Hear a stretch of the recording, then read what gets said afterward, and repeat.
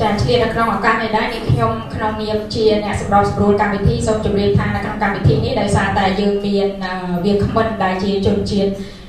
អាមេរិកហើយតម្លៃយើងដឹងថាគាត់អត់យល់ភាសាខ្មែរបានច្រើនឬក៏អត់យល់សោះដូច្នេះខ្ញុំសូមសម្របសម្រួលកម្មវិធីនេះជាពីរភាសានៅក្នុងពេលដំណើរគ្នាទៅតាមកាលៈទេសៈហត់ឲ្យចឹងដូច្នេះអាចអ្នកអាចនឹងលើភាសាខ្មែរឬក៏ភាសាអង់គ្លេសតែសង្ឃឹមថាសិស្សនិស្សិតយើងក៏យល់ភាសាអង់គ្លេសមិនតែជាងគេដែរព្រោះយើងក៏ជាប្រទេសនៅក្នុងអាស៊ានហើយយើងក៏ចេះភាសាអង់គ្លេសសម្បើមណាស់ដែរចា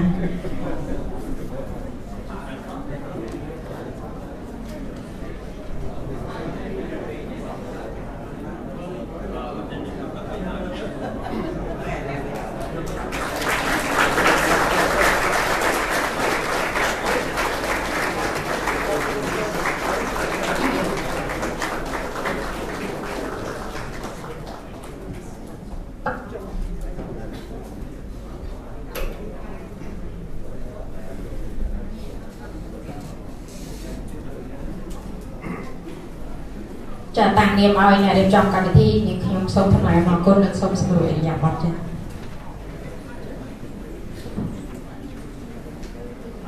ចាជាបឋមតាំងនាមឲ្យគណៈកម្មការរៀបចំកម្មវិធីខ្ញុំព្រះករុណានាងខ្ញុំសូមក្រាបថ្វាយបង្គំព្រះថេរានុថេរៈគុណព្រះអង្គជាទីគោរពសក្ការៈ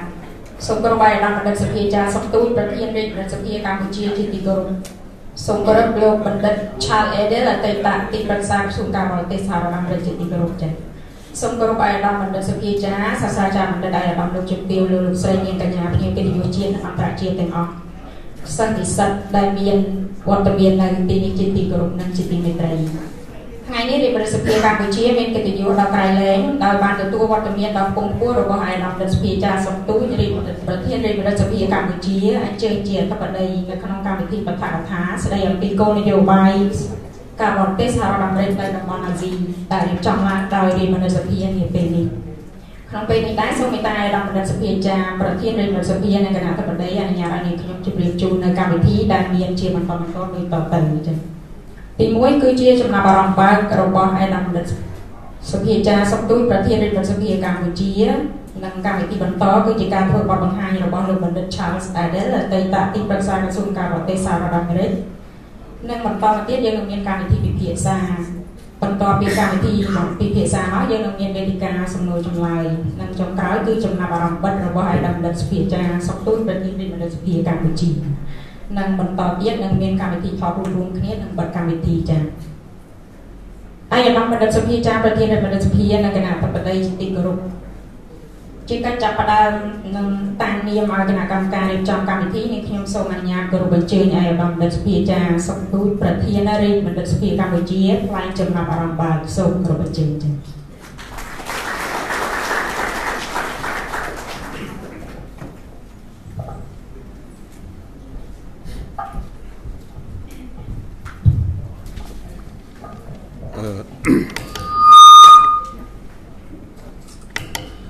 ខ្ញុំ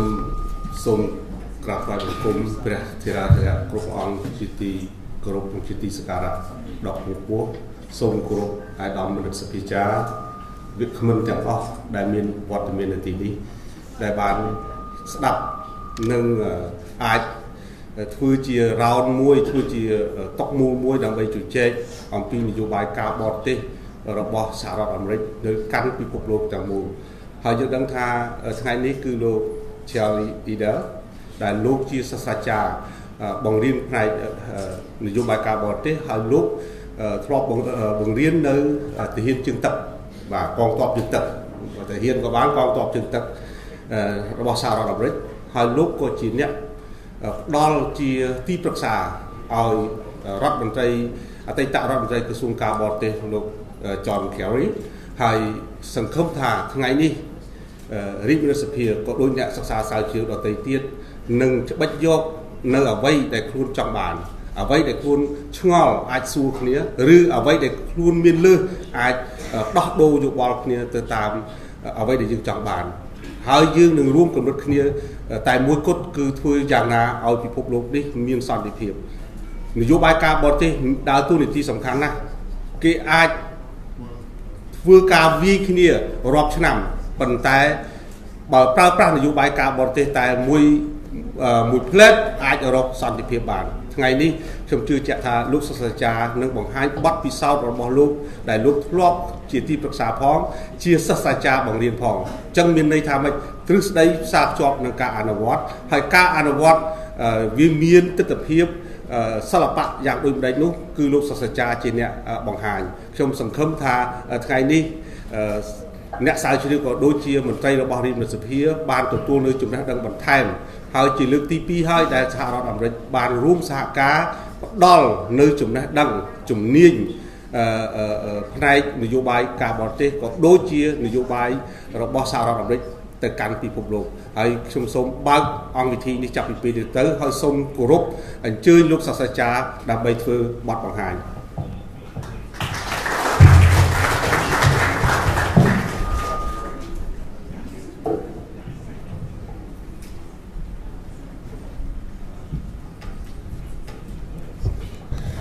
Good morning. Thank you. We'll wait. Sorry, translation for you. No problem.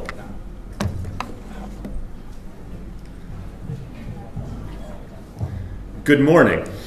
That's easy. Thank you very much for having me here today at the Royal Academy of Cambodia, and thank you very much to Dr. Saktut for welcoming me here so generously.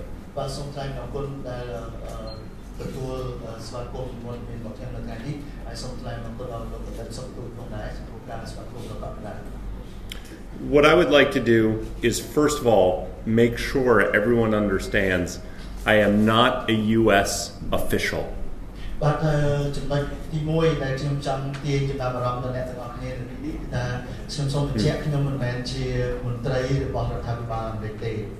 used to be, but now I am back to teaching, which means that I can tell you exactly what I think and how I analyze U.S. foreign policy in Asia.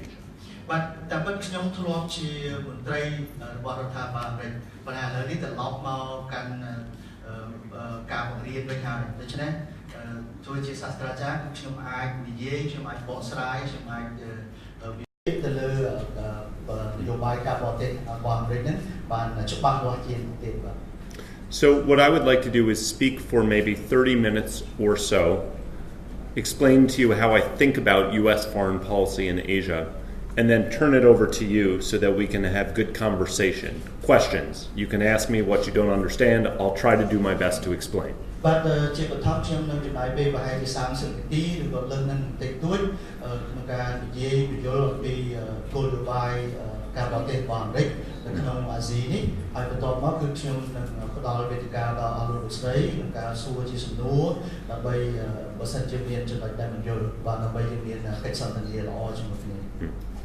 So let me go straight in. In December of 2017,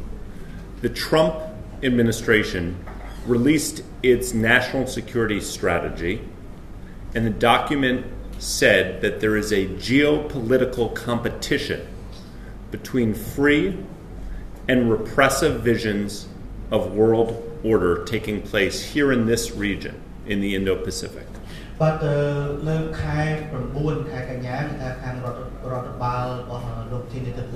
Trump គឺបានចេញជាគោលនយោបាយសន្តិសុខរបស់ខ្លួនមួយដោយនៅក្នុងឯកសារនោះគឺបានលើកឡើងអំពីការកើតមាននៃការពុតប្រជែងផ្នែកភូមិសាស្ត្រនយោបាយនៅក្នុងតំបន់ Indo-Pacific នោះមានន័យថាតំបន់ពីប្រទេសឥណ្ឌាពីសមុទ្រឥណ្ឌាមកកាន់តំបន់ Pacific.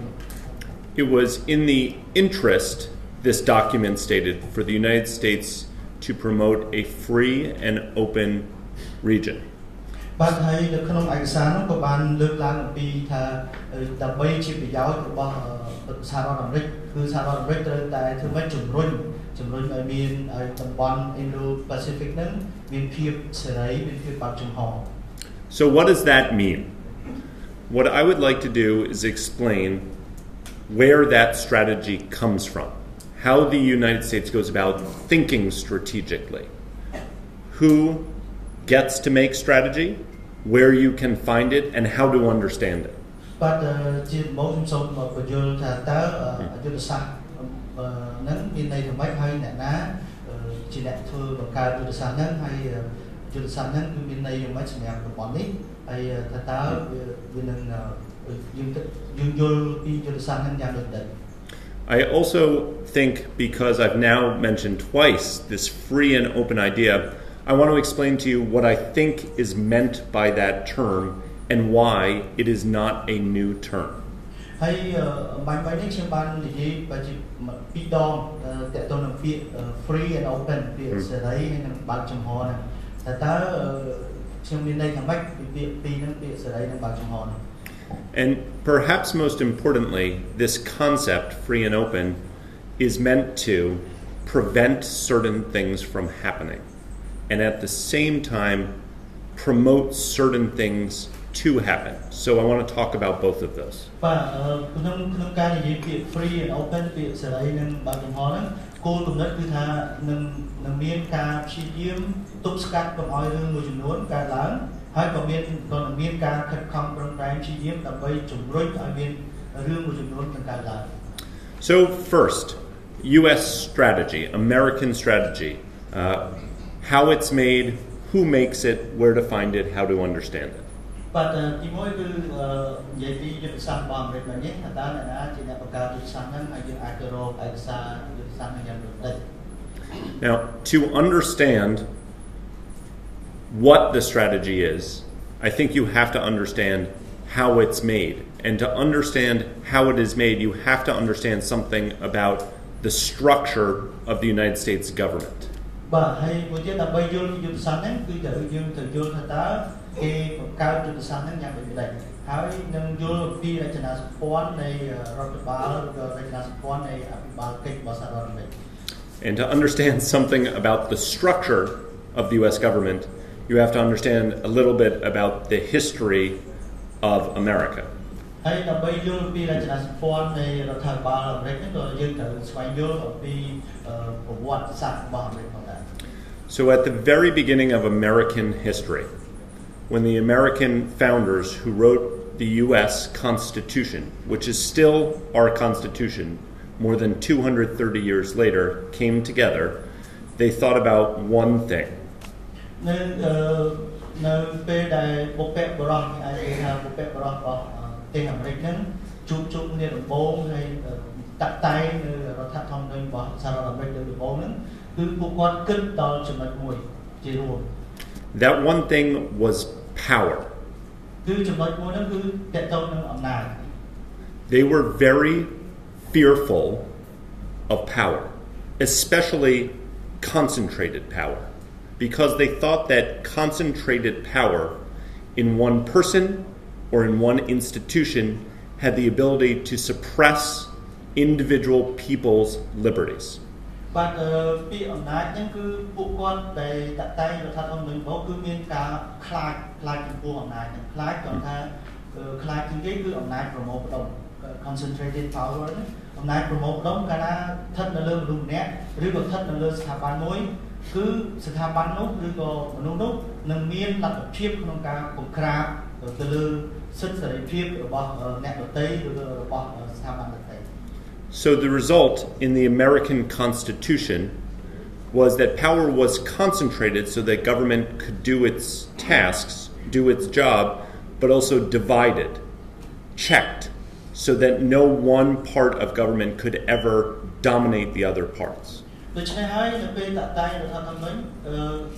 ច្បាប់ហ្នឹងគឺថាការផ្ដល់អំណាចទៅឲ្យរដ្ឋាភិបាលគឺគេហៅអំណាចប្រមូលផ្ដុំហ្នឹងហើយពីព្រោះដើម្បីឲ្យរដ្ឋាភិបាលមានសិទ្ធិអនុវត្តកិច្ចការរបស់ខ្លួនប៉ុន្តែក្នុងហ្នឹងក៏មានការបែងចែកអំណាចផងដែរអំណាចគឺថាបែងចែកនិងមានការត្រួតពិនិត្យថ្លឹងថ្លែងឲ្យស្ថាប័នផ្សេងៗហ្នឹងដើម្បីជួយយ៉ាងណាឲ្យប្រកាសថាគ្មានស្ថាប័នឬក៏ផ្នែកណាមួយរបស់រដ្ឋាភិបាលហ្នឹងអាចមានសិទ្ធិទៅក្រាបឬក៏ទៅគៀបសង្កត់ដល់ស្ថាប័នដទៃនេះ Now, in foreign policy, in national security, you can see that, the checks, the division of power, because not only is there the president and the executive branch, but there's also the Congress, the legislature, and the judiciary, the independent court system, which all have roles in making foreign policy. បាទហើយយើងត្រឡប់មកនិយាយពីគោលនយោបាយការបរទេសឬក៏ក៏ដូចជាគោលនយោបាយសន្តិសុខជាតិរបស់អាមេរិកវិញគឺថាមិនមែនមានតែរដ្ឋាភិបាលមិនមែនមានតែប្រជាធិបតេយ្យដែលជាគេហៅស្ថាប័ននីតិប្រតិបត្តិហ្នឹងមានសិទ្ធិធ្វើខ្លួនឯងតែម្នាក់ឯងទេគឺថាមានសភាដែលជាអ្នកតាក់តែងច្បាប់មានតុលាការដែលជាស្ថាប័នឯករាជ្យមួយគឺពួកគាត់ស្ថាប័នទាំងអស់ហ្នឹងមានតួនាទីនៅក្នុងការតាក់តែងគោលនយោបាយបរទេសរបស់អាមេរិក And even within the executive branch, which the president runs, there are many departments, agencies, bureaus which represent different interests for the United States: commerce and trade, foreign policy, defense, agriculture, all of which come together to bring different interests into the making of U.S. foreign policy. បាទហើយសូម្បីតែនៅក្នុងរដ្ឋាភិបាលនៅក្នុងនីតិប្រតិបត្តិរបស់ធានាធិបតេយ្យហ្នឹងក៏មានក្រសួងផ្សេងៗក៏មានទីភ្នាក់ងារផ្សេងៗក៏មានការិយាល័យផ្សេងៗដែលគាត់តំណាងឲ្យផលប្រយោជន៍ផ្សេងៗឧទាហរណ៍ថាខាងកសិកម្មខាងពាណិជ្ជកម្មនិងជំនួយខាងកសិកម្មចឹងពួកគាត់នឹងតំណាងឲ្យផលប្រយោជន៍ផ្សេងៗនៃតែផ្សេងៗនេះចូលរួមនៅក្នុងការតាក់តែងនៅក្នុងការបង្កើតនៅគោលនយោបាយការបរទេស Now, the result can be messy, but it's also formalized so that multiple interests get to be present and get to help shape what is in the interest of the country. នៅដំណើរការបែបនេះគឺថាអាចនឹងនិយាយបន្តិចមើលទៅប៉ុន្តែមានន័យថាគ្រប់ផ្នែកផលប្រយោជន៍គ្រប់ផ្នែកពាក់ព័ន្ធហ្នឹងត្រូវបានតំណាងនៅក្នុងដំណើរការនេះត្រូវបានតំណាងត្រូវបាននៅក្នុងគោលនយោបាយនេះ Now, a very good example of this in practice, not in theory, in reality, is the national security strategy which I read to you part of at the beginning of my talk. បាទហើយជាលទ្ធផលជាគំរូដែលសម្រាប់បង្ហាញជាការអនុវត្តជាក់ស្ដែងហ្នឹងមិនមែនជាទ្រឹស្ដីគឺការចេញនៅគោលនយោបាយសន្តិសុខដែលខ្ញុំបានលើកឡើងមុននេះចា៎ Because ever since 1986, I believe, the U.S. Congress, the legislature, has made a law that the executive branch must tell them, the American people, American allies and friends around the world, and even it must tell itself what is its strategy. បាទនៅក្នុងច្បាប់មួយគឺថាខ្ញុំចាំឆ្នាំច្បាប់ទេ1986គឺខាងសភាគឺខាងអង្គនីតិបញ្ញត្តិគឺបានបង្កើតជាច្បាប់មួយដែលបញ្ជាថារដ្ឋាភិបាលធានាធិបតេយ្យត្រូវតែប្រាប់ដល់សភាត្រូវតែប្រាប់ដល់ប្រជាពលរដ្ឋអាមេរិកត្រូវតែប្រាប់ទៅដល់សម្ព័ន្ធមិត្តរបស់អាមេរិកថាតើយុទ្ធសាស្ត្ររបស់ខ្លួនជាអ្វី Now, this can be very frustrating and even annoying for the president, but it does force them to answer some basic questions, such as, what are they trying to accomplish? How will it advance the people's prosperity and security? And how do they plan on paying for it? បាទតែប៉ុន្តែធ្វើបែបនេះហាក់ដូចជាសម្រាប់រដ្ឋាភិបាលជាពិសេសសម្រាប់លោកធានាធិបតេយ្យដូចជាគួរឲ្យធុញណាដែលត្រូវតែប្រាប់គេសពបែបយ៉ាងប៉ុន្តែយ៉ាងហោចណាស់ក៏ច្បាប់គេធានាថាធានាធិបតេយ្យត្រូវតែឆ្លើយលើសំណួរមួយចំនួនថាតើយុទ្ធសាស្ត្រហ្នឹងជាយុទ្ធសាស្ត្រអីថាតើរដ្ឋាភិបាលនឹងមានផែនការមានយុទ្ធសាស្ត្រអីសម្រាប់ការពារដល់ពលភាពការពារដល់ការចម្រើនរបស់ជីវរដ្ឋរបស់ខ្លួនហើយតើយុទ្ធសាស្ត្រហ្នឹងត្រូវយកលុយមកពីណាដើម្បីចាយទៅលើក្នុងការអនុវត្តយុទ្ធសាស្ត្រ Now, I will explain to you what I think is in this, but you do not have to take my word because it is a public document. You can go online and you can read it for yourself to see if you agree with my interpretation of this. បាទអ្វីដែលខ្ញុំបកស្រាយអាចថាលោកអ្នកនាងមិនចាំបាច់ជឿผมពេកទេពីព្រោះថាយុទ្ធសាស្ត្រទាំងអស់ហ្នឹងគឺមាននៅលើអ៊ីនធឺណិតស្រាប់គេផ្សព្វផ្សាយជាសាធារណៈហើយអញ្ចឹងអាចមានពេលទៅបើកមើលឡើងវិញហើយនឹងទៀងទាត់ជាមួយនឹងការបកស្រាយរបស់ខ្ញុំថាតើវាយ៉ាងម៉េច Now, in the document, it says that there are 4 goals: protecting the American country and American citizens, advancing prosperity around the world, making sure that there is peace but that America is strong to help keep the peace and advancing American influence around the world. បាទគោលដៅសំខាន់4គឺថាទី1ការពារប្រទេសអាមេរិកការពារប្រជាជនអាមេរិកទី2ត្រូវធ្វើម៉េចឲ្យភាពមានវិបលភាពនៅលើជុំវិញពិភពលោកហើយនឹងជាពិសេសផលប្រយោជន៍របស់អាមេរិកហើយនឹងជាពិសេសឥទ្ធិពលរបស់អាមេរិកនៅលើពិភពលោក And then it takes those 4 goals, those objectives, and it talks about how it would like to see them advance in different parts of the world, because America has a global presence. And it is important to note that the first and perhaps the most important region that they focus on is here in the Indo-Pacific. បាទដោយសារតែសហរដ្ឋអាមេរិកមានវត្តមានជុំវិញពិភពលោកដូច្នេះហើយគោលដៅទាំង4ហ្នឹងគឺត្រូវតែគេមានផែនការមានយុទ្ធសាស្ត្រគេថាតើត្រូវអនុវត្តបែបដូចដេចដើម្បីសម្រេចគោលដៅទាំង4ហ្នឹងនៅលើផ្នែកផ្សេងៗនៃពិភពលោកហើយខ្ញុំអាចនិយាយបានថាតំបន់ដែលសំខាន់ជាងគេបំផុតគឺ Indo-Pacific គឺពីសមុទ្រឥណ្ឌាដល់ Pacific. In the Indo-Pacific region, the administration says it is trying to advance a free and open order. So Indo-Pacific, it used to be called the Asia-Pacific. Now it is called the Indo-Pacific. So why bigger? បាទមែនតើគឺនៅតំបន់ Indo-Pacific ដែលកាលពីមុនធ្លាប់ហៅថា Asia-Pacific ប៉ុន្តែឥឡូវគេដូរមកដាក់ Indo-Pacific នោះមានន័យថាវាធំទូលាយជាងនេះទៀតគឺយុទ្ធសាស្ត្ររបស់អាមេរិកយុទ្ធសាស្ត្ររបស់រដ្ឋការលោក Donald Trump គឺធ្វើយ៉ាងណាឲ្យតំបន់ហ្នឹងវាមានភាពសេរីភាពបើកចំហ So first of all, I think that the idea was meant to signal to the world, but also to the US government, that Asia does not mean East Asia, and East Asia does not mean Northeast Asia. បាទហើយមួយទៀតនៅពេលដែលគេនិយាយពាក្យថា Indo-Pacific ហ្នឹងគឺចង់បង្ហាញជាសញ្ញាដល់ពិភពលោកថានៅពេលដែលគេនិយាយពីកាលពីមុនដែលខាងគោលនយោបាយរបស់អាមេរិកគេតែនិយាយថាគោលនយោបាយអាមេរិកនៅអាស៊ីពាក្យថាអាស៊ីហ្នឹងគឺមិនសំដៅតែអាស៊ីខាងជើងហើយមិនសំដៅអាស៊ីផ្នែកណាទេគឺសំដៅទៅលើទាំងមូលដែលទូលាយជាងមុនទៅទៀត It's also meant, I think, with Indo in there, obviously that's the Indian Ocean, it includes India now, because strategy should be long-term. And when we look at the growth, the drivers of growth, population, economic, India has a large role to play, but likely to be an even larger role as we look into the future. បាទហើយមួយទៀតពី Indo ហ្នឹងគឺតកតងនឹងសមុទ្រឥណ្ឌាអញ្ចឹងមានន័យថារួមបញ្ចូលប្រទេសឥណ្ឌាហើយហេតុអ្វីបានជារួមបញ្ចូលប្រទេសឥណ្ឌាគឺថានៅពេលដែលគេធ្វើយុទ្ធសាស្ត្រគឺយុទ្ធសាស្ត្រគេត្រូវតែដើម្បីរយៈពេលវែងយូរអង្វែងរយៈពេលវែងឃើញថាបើនិយាយពីការរីកចម្រើនទាំងប្រជាជនទាំងសេដ្ឋកិច្ចគឺឥណ្ឌាធំឥណ្ឌានៅថ្ងៃមុខនឹងមានទូនាទីកាន់តែធំក្នុងតំបន់នេះ We can also talk more about this, but if you think in your mind about the map now that extends all the way from the west coast of America to the west coast of India, that makes this region, Southeast Asia, actually the centerpiece of this approach. ចឹងបើសិនជាអស់លោកនាងកំពុងតែគិតទៅដល់ផែនទីកំពុងតែសម័យទៅដល់ផែនទីគឺតំបន់ Indo និយាយយុទ្ធសាស្ត្រ Indo-Pacific ហ្នឹងគឺសំដៅលើឆ្នេរខាងលិចរបស់អាមេរិករហូតដល់ឆ្នេរខាងលិចរបស់ឥណ្ឌាសមុទ្រឥណ្ឌាអញ្ចឹងបើយើងគិតពីផែនទី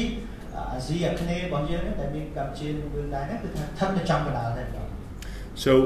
free and open. Let me explain what I think each of those mean. Free first. ហើយពាក្យពីរគឺដែលខ្ញុំចង់បញ្យល់បកស្រាយថាពាក្យ free និង open ពាក្យ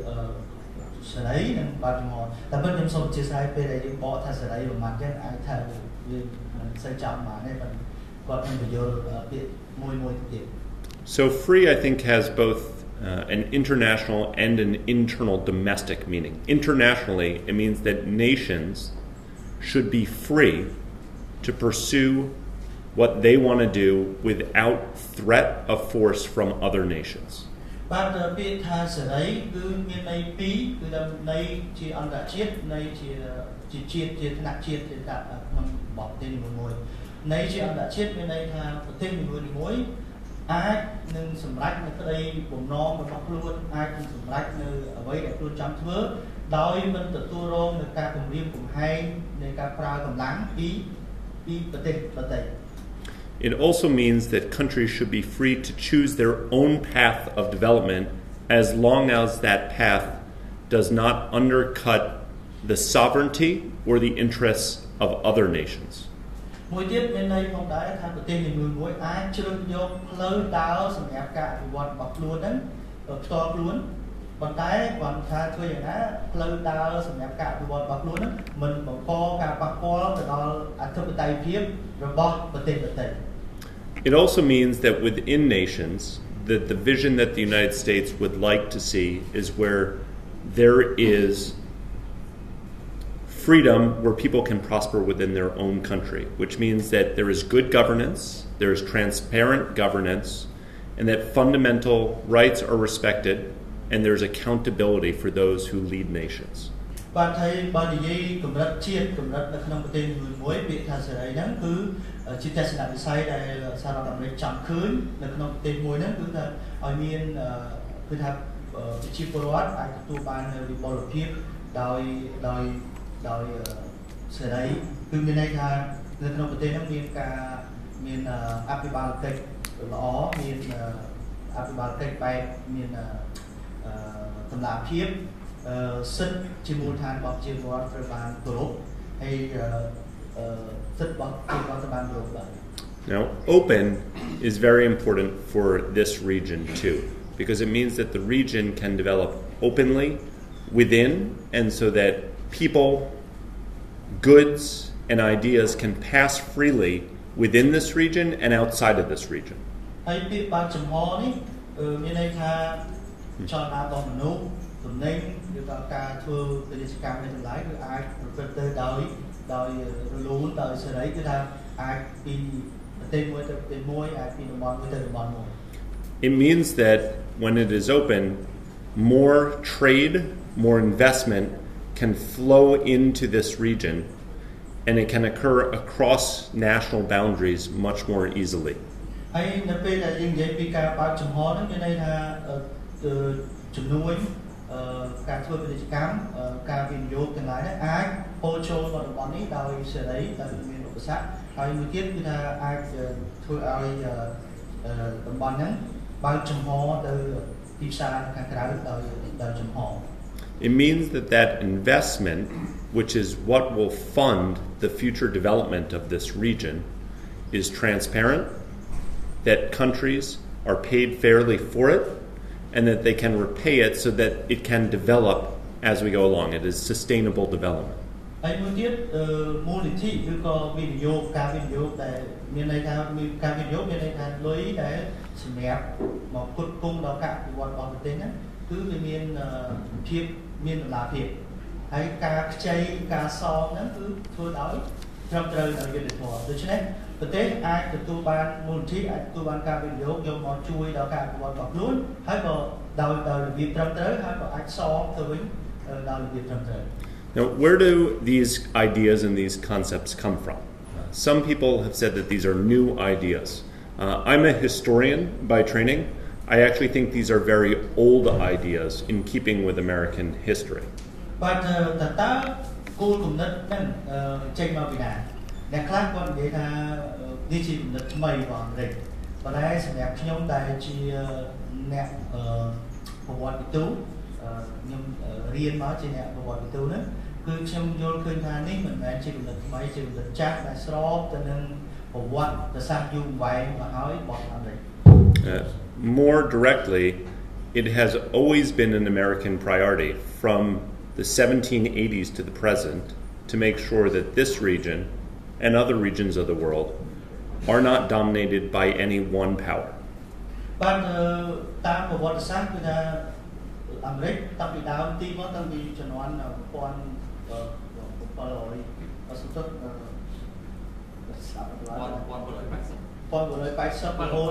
បាទរហូតមកដល់ឥឡូវហ្នឹងគឺថាអាមេរិកគឺតែងតែផ្ដល់អត្ថប្រយោជន៍ទៅលើមួយចំណុចមួយគឺថាគ្មានប្រទេសណាមួយគ្មានប្រទេសណាមួយមានអំណាចតែម្នាក់ឯងដើម្បីទៅត្រួត ទេផ្សេងទេ Now, also, some people have said that free and open sounds nice, but it also just sounds like a way for America to push its own values onto other countries. បាទហើយមួយទៀតអ្នកខ្លះក៏អាចគិតថាពាក្យដែល free and open ពាក្យដែលសេរីនិងបើកចំហហ្នឹងអ្នកខ្លះអាចគិតថានេះគឺជាគំនិតរបស់អាមេរិកដើម្បីជំរុញការផ្សព្វផ្សាយនូវគុណតម្លៃរបស់អាមេរិកទៅលើប្រជាជាតិដទៃ In a way, this is true, because this vision is a reflection of how Americans think about their own history. ប៉ុន្តែខ្ញុំគិតថានេះជាការពិតពីព្រោះវាជាការឆ្លុះបញ្ចាំងនៅអ្វីដែលជនជាតិអាមេរិកនៅអ្វីដែលរដ្ឋាភិបាលអាមេរិកគេឲ្យតម្លៃទៅលើអ្វីដែលគេគិតហ្នឹង Namely, that for societies to succeed, there must be healthy, robust competition in the marketplace of ideas. បាទជាទ្រឹស្ដីគឺថាដើម្បីឲ្យសង្គមមួយទទួលបានជោគជ័យសង្គមនោះត្រូវតែមានសុខភាពល្អសង្គមនោះត្រូវតែមានភាពរឹងមាំសង្គមនោះត្រូវតែអាចគេហៅថាដំណើរការទៅដោយល្អ It was the American founders' belief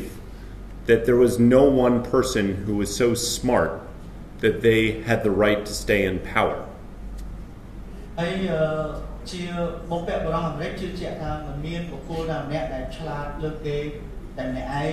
ដើម្បីកាន់អំណាច No single party in American history had a monopoly of good ideas. ហើយក៏គ្មាននៅក្នុងប្រវត្តិសាស្ត្រអាមេរិកក៏គ្មានគណៈបកតែមួយគត់ណាមួយដែលមានការគ្របដណ្ដប់ផ្ដាច់មុខទៅលើគំនិតល្អរបស់អាមេរិកដែរ There is no such thing as a perfect or an all-knowing state. A country could always be improved. ដូច្នេះជាគោលការណ៍គឺថាគ្មានអ្វីដែលល្អឆ្លាតទេអញ្ចឹងជាសង្គមឬក៏ជារដ្ឋឬជាប្រទេសគឺថាតែងតែអាចនឹងកែលម្អបានជារៀងរហូត And the best way for it to improve was to have open dialogue and debate. ហើយវិធីមួយគត់ដែលល្អបំផុតសម្រាប់ឲ្យយើងកែលម្អគឺថាត្រូវមានកិច្ចសន្ទនាកិច្ចពិភាក្សាដែលបើកចំហនិងស្មោះត្រង់ But I also think that there's another deeper idea that drives American support for a free and open region. And it's not one that is only based on American values. It grows out of the belief that regions that are closed are likely to be less prosperous and less peaceful. ហើយ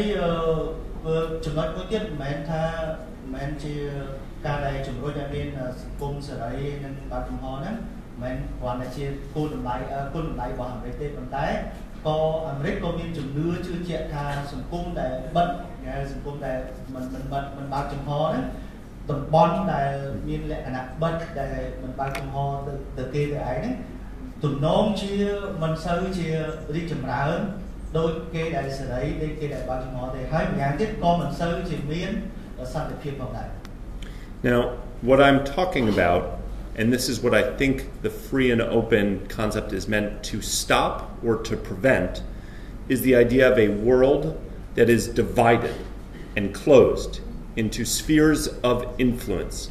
where there are big powers that set the conditions and the agreement for all the other countries in their region. បាទគំនិតមួយដែលគោលគំនិតដែលយើងចង់មានន័យពីរឿងសេរីនិងបើកចំហគឺថាមិនចង់ឲ្យដូចថាមានប្រទេសធំណាមួយមានបង្កើតជាគេហៅបែងចែកពិភពលោកជាប្លុកហើយបង្កើតជាឥទ្ធិពលរបស់ខ្លួននៅតាមប្លុកមួយតែកន្លែង Now, there are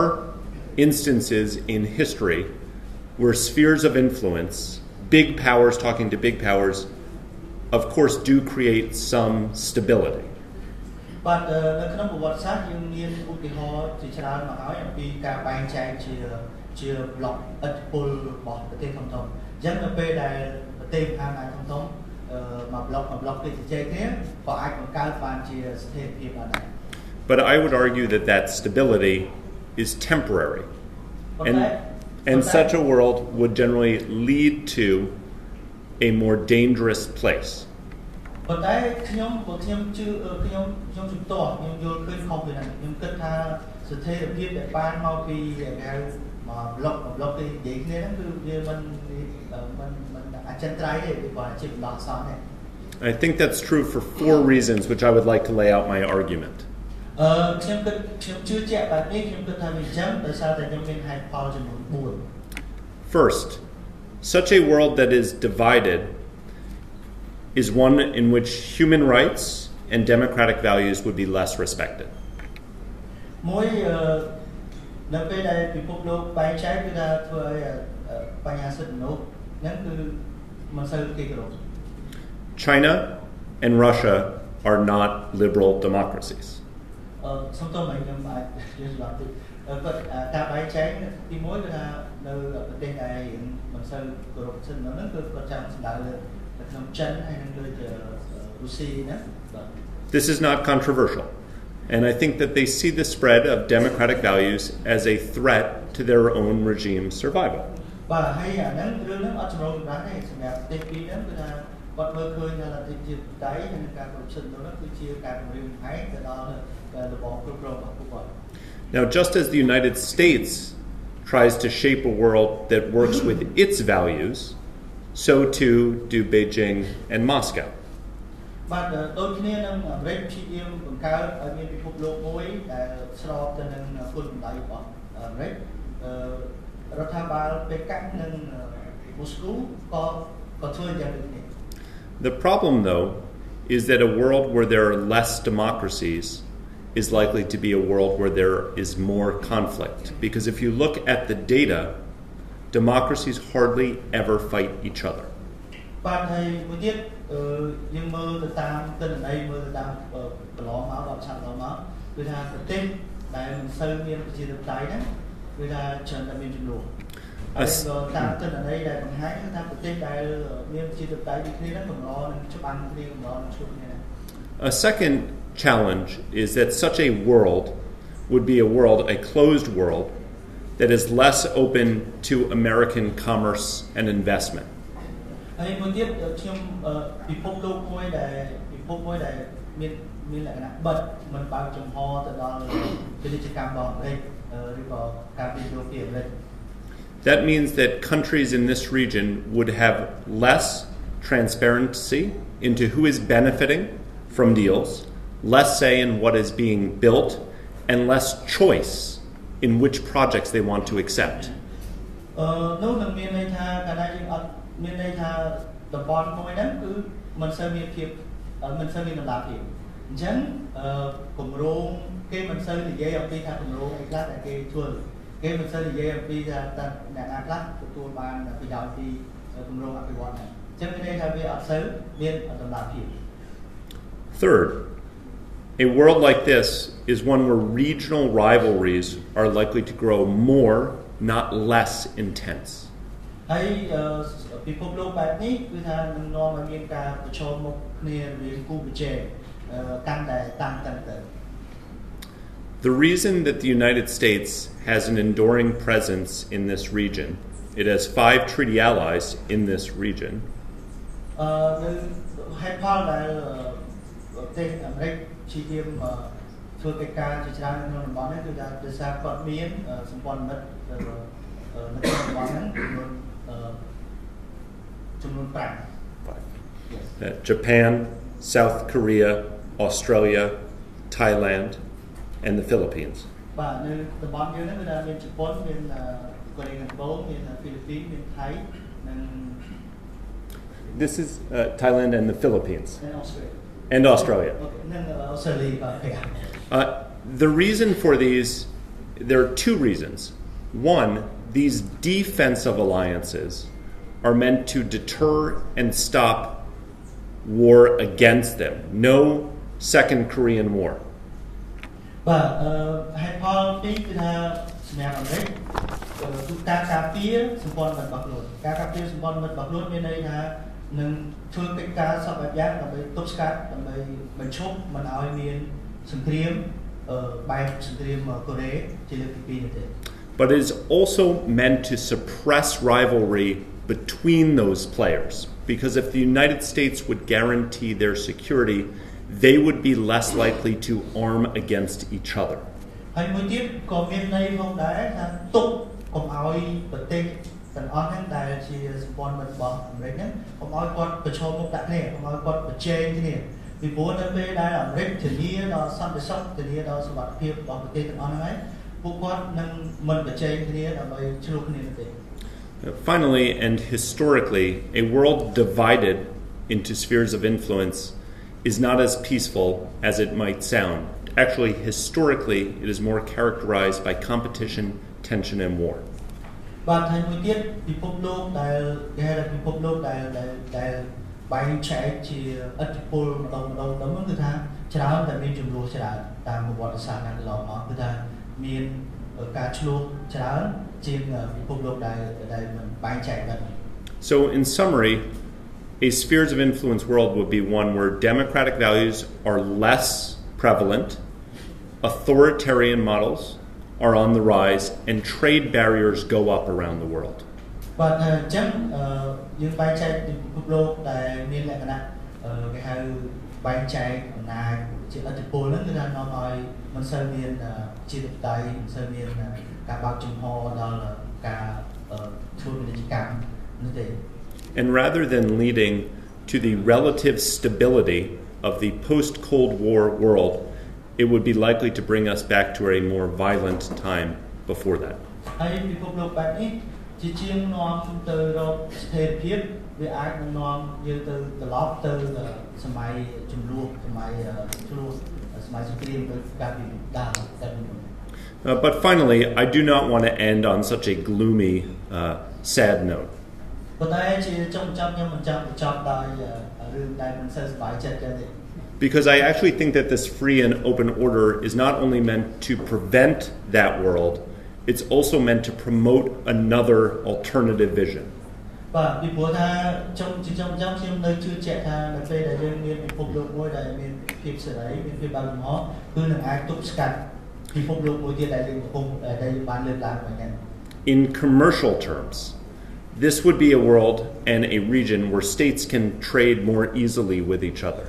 ហើយនៅក្នុងន័យពាណិជ្ជកម្មនៃសេដ្ឋកិច្ចមានន័យថាកាលណាយើងមានបែប free និង open ហ្នឹងធ្វើឲ្យប្រទេសនានារដ្ឋមួយៗអាចធ្វើពាណិជ្ជកម្មដោយសេរីដោយបើកចំហបាន Where markets are open to investment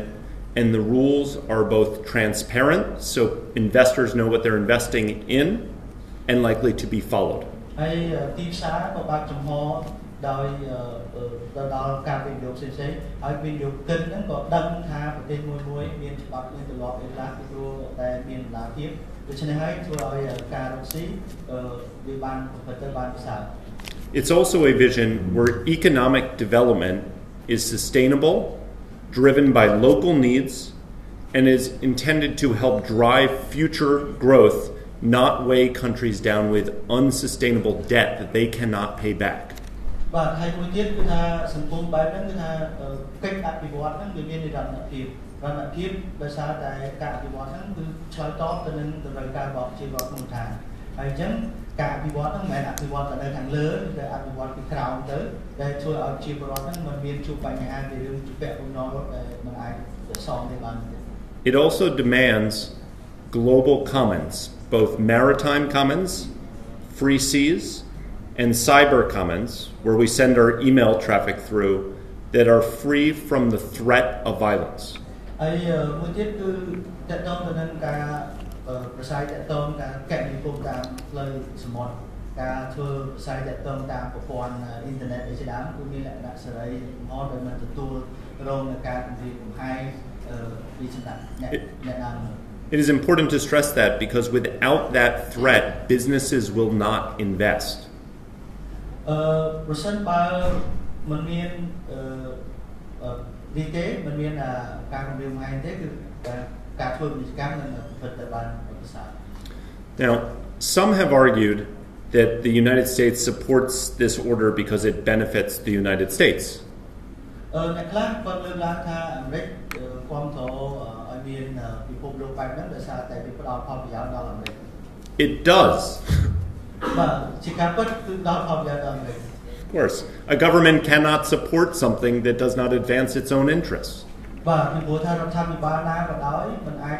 គាំទ្រអ្វីមួយដែលមិនផ្ដល់ផលប្រយោជន៍ដល់របស់ខ្លួនវិញទេ But I do not believe that that is the only or even the most important reason driving why America supports such a vision.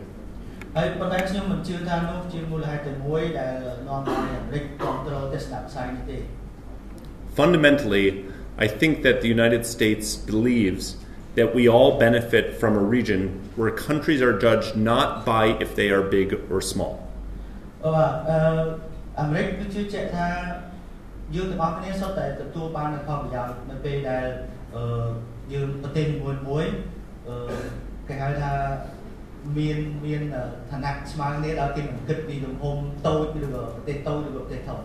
We all benefit from a region where rules are upheld and sovereignty is respected.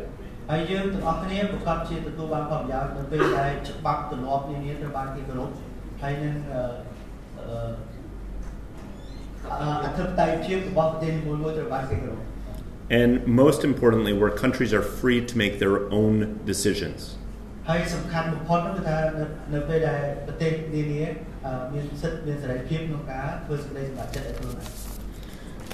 Thank you for your patience.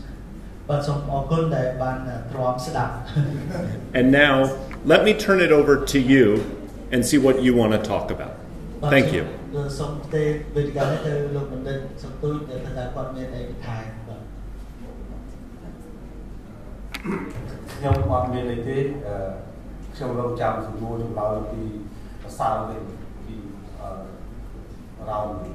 don't have anything to add. I just wait for a question from Good. our audience.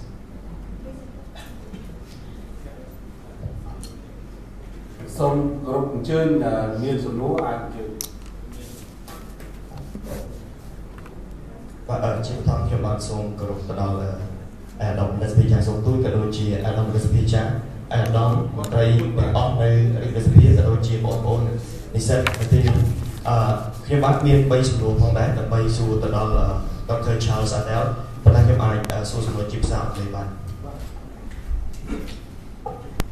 Thank you so much, Dr. Charles Adele. I got 3 questions to ask you. Yeah, and your presentation was really impressive. The first one is that, is it true that open dialogue or debate could bring peace to the world? That's my number 1 question. Is it true? Is it true that open dialogue and debate could bring peace to the world?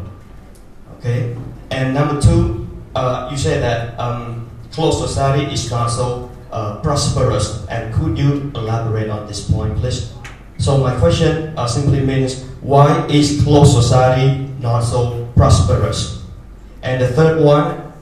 why is democracy a threat to China and Russia? So I have 3 questions. Thank you so much.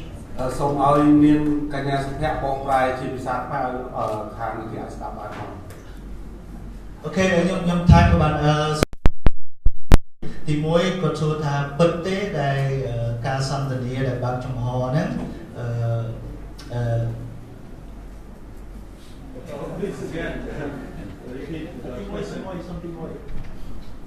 ខ្ញុំសូមសម្រួលសំណួរជាភាសាខ្មែរបាទទី1ខ្ញុំចង់សួរថា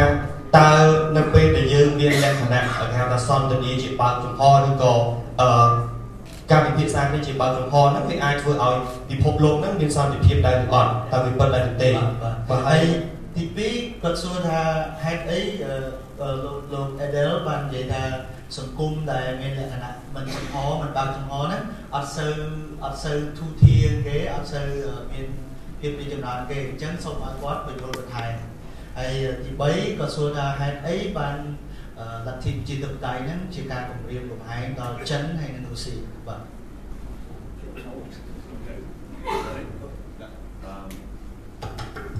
Okay, 3 questions. I'll try to answer them quickly so that we can get as many as possible. បាទខ្ញុំនឹងព្យាយាមឆ្លើយលឿនតិចដើម្បីយើងបានទទួលសំណួរច្រើន First, open dialogue, can it lead to peace in the world? Well, it's better than not having dialogue. មែនតើការសន្ទនាបើកចំហហ្នឹងមិនអាចធានាថាតែពិភពលោកត្រូវមានសន្តិភាពប៉ុន្តែវាប្រសើរជាងអត់ But the conditions, of course, have to be conducive for a fair conversation that is not a conversation where people feel threatened by that dialogue. ប៉ុន្តែការសន្ទនាដែលបើកចំហគឺមានន័យថាលក្ខខណ្ឌទាំងឡាយហ្នឹងគឺមានអំណោយផលទៅដល់ការសន្ទនាហ្នឹងដែលស្មើភាពគ្នាដោយអត់មានភាគីនៅក្នុងកិច្ចសន្ទនាហ្នឹងទទួលរងនឹងការគំរាមកំហែងទទួលរងនឹងការភ័យខ្លាចទេគឺ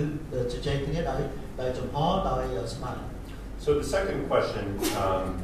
why are not closed societies or closed regions as prosperous, in my view? ទី2សំណួរទី2គឺថាហេតុអីបានជាសង្គមដែលសង្គមដែលមានលក្ខណៈបិទមានមិនបើកទូលាយហ្នឹងមិនសូវមានវិបលភាពមិនសូវមានការរីកចម្រើន The answer is this is simple mathematics. ចម្លើយគឺស្រួលទេគឺថាវាតកតងនឹងគណិតវិទ្យា If you look at the demands of this region for it to grow, and we know that it's going to grow more prosperous, when you look into the future, by the year 2050, 2 of the 5 largest economies in the world will be located in Southeast Asia. បាទរឿងគឺនៅស្ថិតនៅលើគេហៅតម្រូវការនៅតម្រូវការនៅរបស់តំបន់នេះគឺថាយើងអាចមើលដឹងថានៅឆ្នាំ2050សិទ្ធិប្រទេសដែលមានសេដ្ឋកិច្ចធំជាងគេបំផុត5នៅលើពិភពលោកគឺមាន2នៅក្នុងតំបន់ហ្នឹង Already American businesses are investing more in Southeast Asia, the 10 nations of Southeast Asia, than they are in China and Japan combined. បាទហើយអាមេរិកក្រុមហ៊ុនរបស់អាមេរិកធំៗហ្នឹងគឺថាបានវិនិយោគនៅក្នុងអាស៊ានណានៅក្នុងប្លុក10ប្រទេសរបស់អាស៊ានណាគឺបើគិតជាទឹកប្រាក់ទៅគឺច្រើនជាងនៅចិនហើយនិងនៅជប៉ុន And this is because it's a smart bet on the future when you look at the young populations and the growing populations too. ហើយនេះគឺជាគេហៅជាការភ្នាល់ដ៏ឆ្លាតវៃឬការបន្ថយឋានរុស្ស៊ីដ៏ឆ្លាតវៃនៅលើតំបន់ហ្នឹងគឺគេហៅគេដាក់ទុនលើតំបន់ហ្នឹងដោយសារអីដោយសារឃើញមើលប្រជាពលរដ្ឋនៅតំបន់ហ្នឹងគឺក្មេងៗហើយនឹងបណ្ដាប្រជាពលរដ្ឋលឿន But I said it's a bet, and the bet that this is a good investment can only actually happen if the region has the infrastructure that it needs to develop. បាទខ្ញុំនិយាយថាពាក្យថា bet ហ្នឹងគឺសំដៅទៅលើការវិនិយោគឯងហើយការវិនិយោគគឺมันអាចកើតឡើងបានទេបើសិនជាតំបន់ហ្នឹងអត់មានហេដ្ឋារចនាសម្ព័ន្ធដែលខ្លួនត្រូវការចាំបាច់ដើម្បីទទួលស្វាគមន៍ការវិនិយោគហ្នឹង We know that the demands for infrastructure growth in this region far exceed what any government has the ability to provide. ហើយយើងបានមើលឃើញថាតម្រូវការរបស់តំបន់ហ្នឹងក្នុងការធ្វើម៉េចឲ្យខ្លួនរីកចម្រើនទៅហ្នឹងគឺថាត្រូវការវិនិយោគទៅលើហេដ្ឋារចនាសម្ព័ន្ធហ្នឹងគឺតម្រូវការវាខ្ពស់ពីសមត្ថភាពដែលរដ្ឋាភិបាលនៃប្រទេសមួយហ្នឹងអាចផ្ដល់ឲ្យបាន The only way that those demands will actually be met is if private businesses are willing to invest in those projects themselves. ដូច្នេះដើម្បីឆ្លើយតបនឹងតម្រូវការដ៏ធំហ្នឹងគឺថារដ្ឋតែឯងឬក៏រដ្ឋាភិបាលឯងគឺមិនអាចឆ្លើយតបទៅបានទេលុះត្រាតែមានការចូលរួមពីអ្នករុស្ស៊ីនៅក្នុងវិស័យឯកជន But the only way that private businesses will invest in regions, invest in countries, is if they have a decent hope that they will get a return on investment. ហើយហេតុផលតែមួយគត់ដែលវិស័យឯកជននឹងមានឆន្ទៈនឹងចង់មករកស៊ីនៅក្នុងតំបន់ហ្នឹងចង់វិនិយោគនៅតំបន់ហ្នឹងគឺគេមានសេចក្តីសង្ឃឹមថាគេនឹងទទួលបានផលចំណេញពីការវិនិយោគរបស់ពួកគេវិញ The more open nations are and regions are, the more transparent their laws are so people know where the investment is coming from, the more likely private enterprise is likely to support that development. ដូច្នេះហើយសង្គមដែលមានភាពបើកទូលាយសង្គមដែលមានតម្លាភាពដែលប្រជាពលរដ្ឋគេដឹងថាយើងត្រូវការគម្រោងឯខ្លះយើងត្រូវធ្វើគម្រោងឯខ្លះសង្គមបែបហ្នឹងគឺមានលទ្ធភាពខ្ពស់ក្នុងការទទួលបានការវិនិយោគពីវិស័យឯកជនពីព្រោះគេអាចមើលដឹងគេអាចទូទាញដឹងថាច្បាប់ទម្លាប់ឬក៏គេអាចដឹងមុនថាអ្វីៗអាចទាញដឹងបាន So let me be clear, China's Belt and Road Initiative is not bad. And in fact, it helps to provide some of those infrastructure needs, although it is also unclear why China is driving some of that investment because they are not transparent about why they are investing in different regions. ហើយខ្ញុំសូមបញ្ជាក់ច្បាស់ថាគំនិតព្រឹកដើមរបស់ចិនដែលផ្លូវមួយខ្សែក្រវ៉ាត់មួយហ្នឹងមិនអាក្រក់ទេគឺថាគម្រោងព្រឹកដើមហ្នឹងគឺគេជួយដល់ការអភិវឌ្ឍគម្រោងអភិវឌ្ឍមួយចំនួនជាពិសេសហេដ្ឋារចនាសម្ព័ន្ធប៉ុន្តែអ្វីដែលមិនល្អនេះគឺត្រង់ថាវាគេអត់ដឹងពីហេតុអីបានចិនគាត់មកធ្វើអាហ្នឹងអញ្ចឹងការដែលគេមិនដឹងហ្នឹងគឺនាំឲ្យវាអត់មានតម្លាភាព It's also unclear because it is not transparent if those investments are likely to help drive the growth of the individual nations, especially when they do not employ people from the local economies on those projects. ហើយមួយទៀតក៏មិនច្បាស់ដែរថាការវិនិយោគរបស់ចិនហ្នឹងនឹងជួយដល់កំណើនសេដ្ឋកិច្ចរបស់ប្រទេសនីមួយៗឬអត់ពីព្រោះថាឃើញគាត់អត់ការវិនិយោគណាដែលអត់ជួលបុគ្គលិកឬក៏ជាពលរដ្ឋនៅក្នុងស្រុកធ្វើការហ្នឹងអញ្ចឹងតើច្បាស់ទេថាវានឹងផ្ដល់ផលប្រយោជន៍ដល់ប្រទេសមួយ But even if it were completely transparent and only Cambodians were hired to work in Cambodia, it is still not enough. And there needs to be private investment for it to be enough to unleash the potential. And that's why I think more openness, more transparency is likely to attract that capital. ប៉ុន្តែទោះបីជាគំនិតព្រឹកដើមរបស់ចិនហ្នឹងគាត់មានតម្លាភាពក៏ដោយជួលតែបុគ្គលិកខ្មែរធ្វើការក៏ដោយក៏តម្រូវការនៃការកសាងហេដ្ឋារចនាសម្ព័ន្ធដើម្បីគ្រប់គ្រងការអភិវឌ្ឍរបស់ប្រទេសកម្ពុជាហ្នឹងក៏អត់គ្រប់ដែរអញ្ចឹងត្រូវតែចាំបាច់ត្រូវតែមានការចូលរួមពីវិស័យឯកជនហើយដូច្នេះ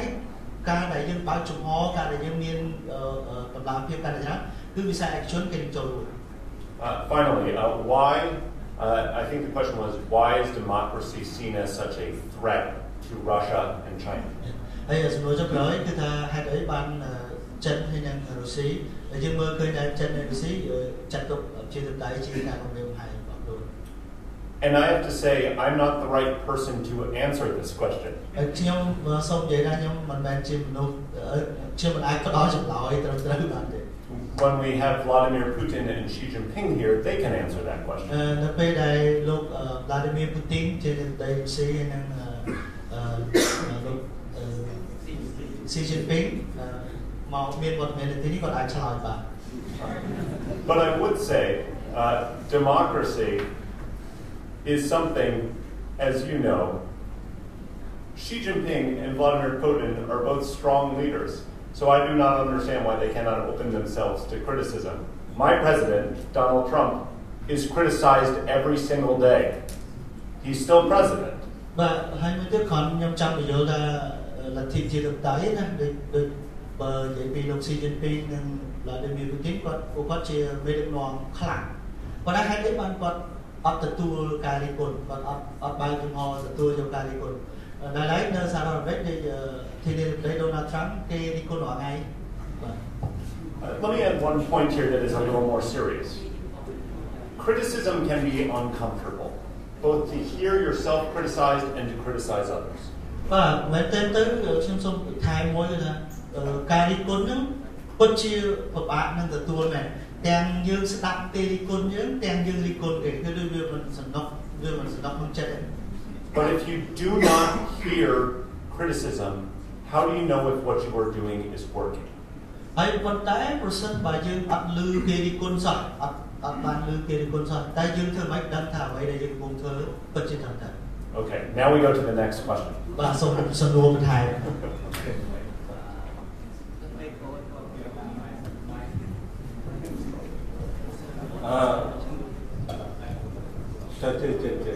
ជាបឋមសូមគោរពឲ្យដល់ទៅពិចារណាសូមគោរពលោកសាស្ត្រាចារ្យឆាលពីដល់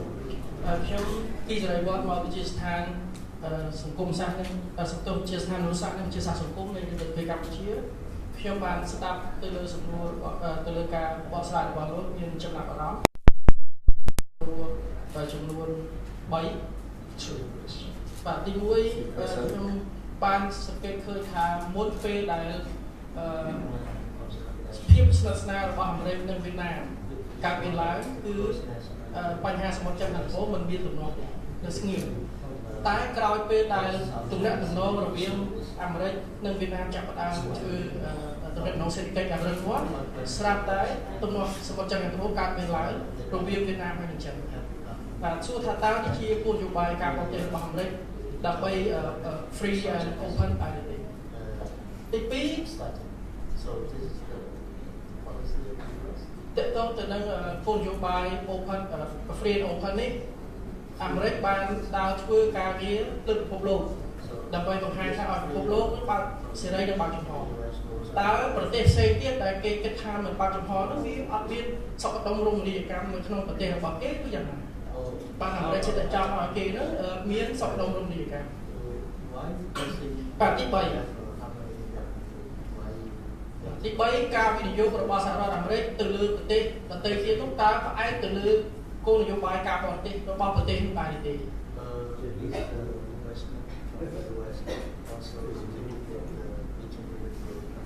ឧទាហរណ៍ថាអាមេរិកមិនសូវចង់មកវិនិយោគនៅកម្ពុជាដោយសារកម្ពុជាគ្រប់គ្រងគោលនយោបាយចិនតែមួយតើពិតជា free and open ដែរឬអត់ Is it true that the United States doesn't want to come to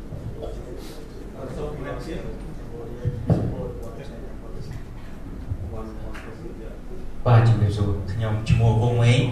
មកពីវិទ្យាស្ថានភាសាជាតិខ្ញុំមានសំណួរ2សំណួរទី1លោកដុកទ័រ Charles Ledel បានលើកឡើងថានយោបាយការបរទេសរបស់សហរដ្ឋអាមេរិកជាសមិទ្ធផលដែលបានចេញអំពីវិស័យផ្សេងៗជាច្រើនអញ្ចឹងខ្ញុំចង់សួរថាតើសហរដ្ឋអាមេរិកធ្វើយ៉ាងដូចម្តេចដើម្បីផលិតបាន foreign policy មួយនោះដែលសម្រាប់សហរដ្ឋអាមេរិកទាំងមូលបាទទី2លោកបានលើកឡើងរឿង open and free and open ប៉ុន្តែមានសមាជិកសភាឬក៏ព្រឹទ្ធសភារបស់សហរដ្ឋអាមេរិកមួយចំនួនតែលើកឡើងថាប្រទេសកម្ពុជាចង់រស់ខ្លួនឯងចង់ធ្វើនយោបាយខ្លួនឯងប៉ុន្តែសមាជិកទាំងនោះយល់ឃើញថាប្រទេសកម្ពុជាមិនគោរពប្រជាធិបតេយ្យតើលោកយល់ឃើញថាសមាជិករដ្ឋសភាឬព្រឹទ្ធសភារបស់អាមេរិកហ្នឹងមិនគោរព foreign policy របស់អាមេរិកឬយ៉ាងម៉េចដែរសូមអរគុណ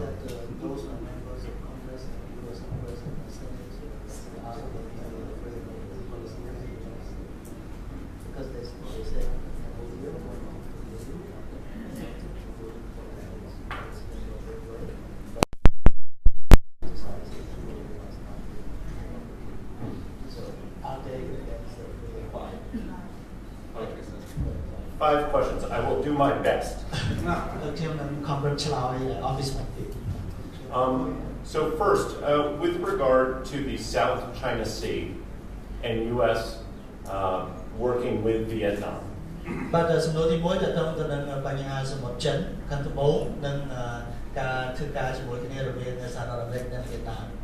Respectfully, I think the sequence is backwards. After Chinese actions and activities in the South China Sea began to appear more aggressive and more hostile to Hanoi. But cứ còn kết tha lục đắp lục đói để con xua trên đồ mấy anh còn kết phải trẻ mình làm phân tới Việt Nam chặt đá mà chặt cho cá nhận nấu ó ăn trên sân được cõi pê là bà nhà sự một trận thằng bố nữa chặt đá cắn tại aggressive cắn tại cục khơi chẳng đây là việc trẻ này vậy mẹ làm đấy thứ ca ở Việt Nam thứ ca mà mới thấy ban sự một trận bà nhà sự một trận thằng bố But let me be clear and take this question into a slightly broader direction. The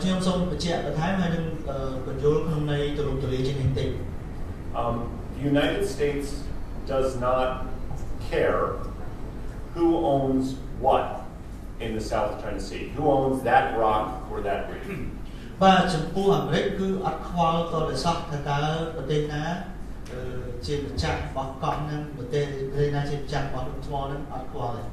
the United States cares about is that the rules are followed in a way that countries do not feel coerced, intimidated, or that things change because one country is big and others are small.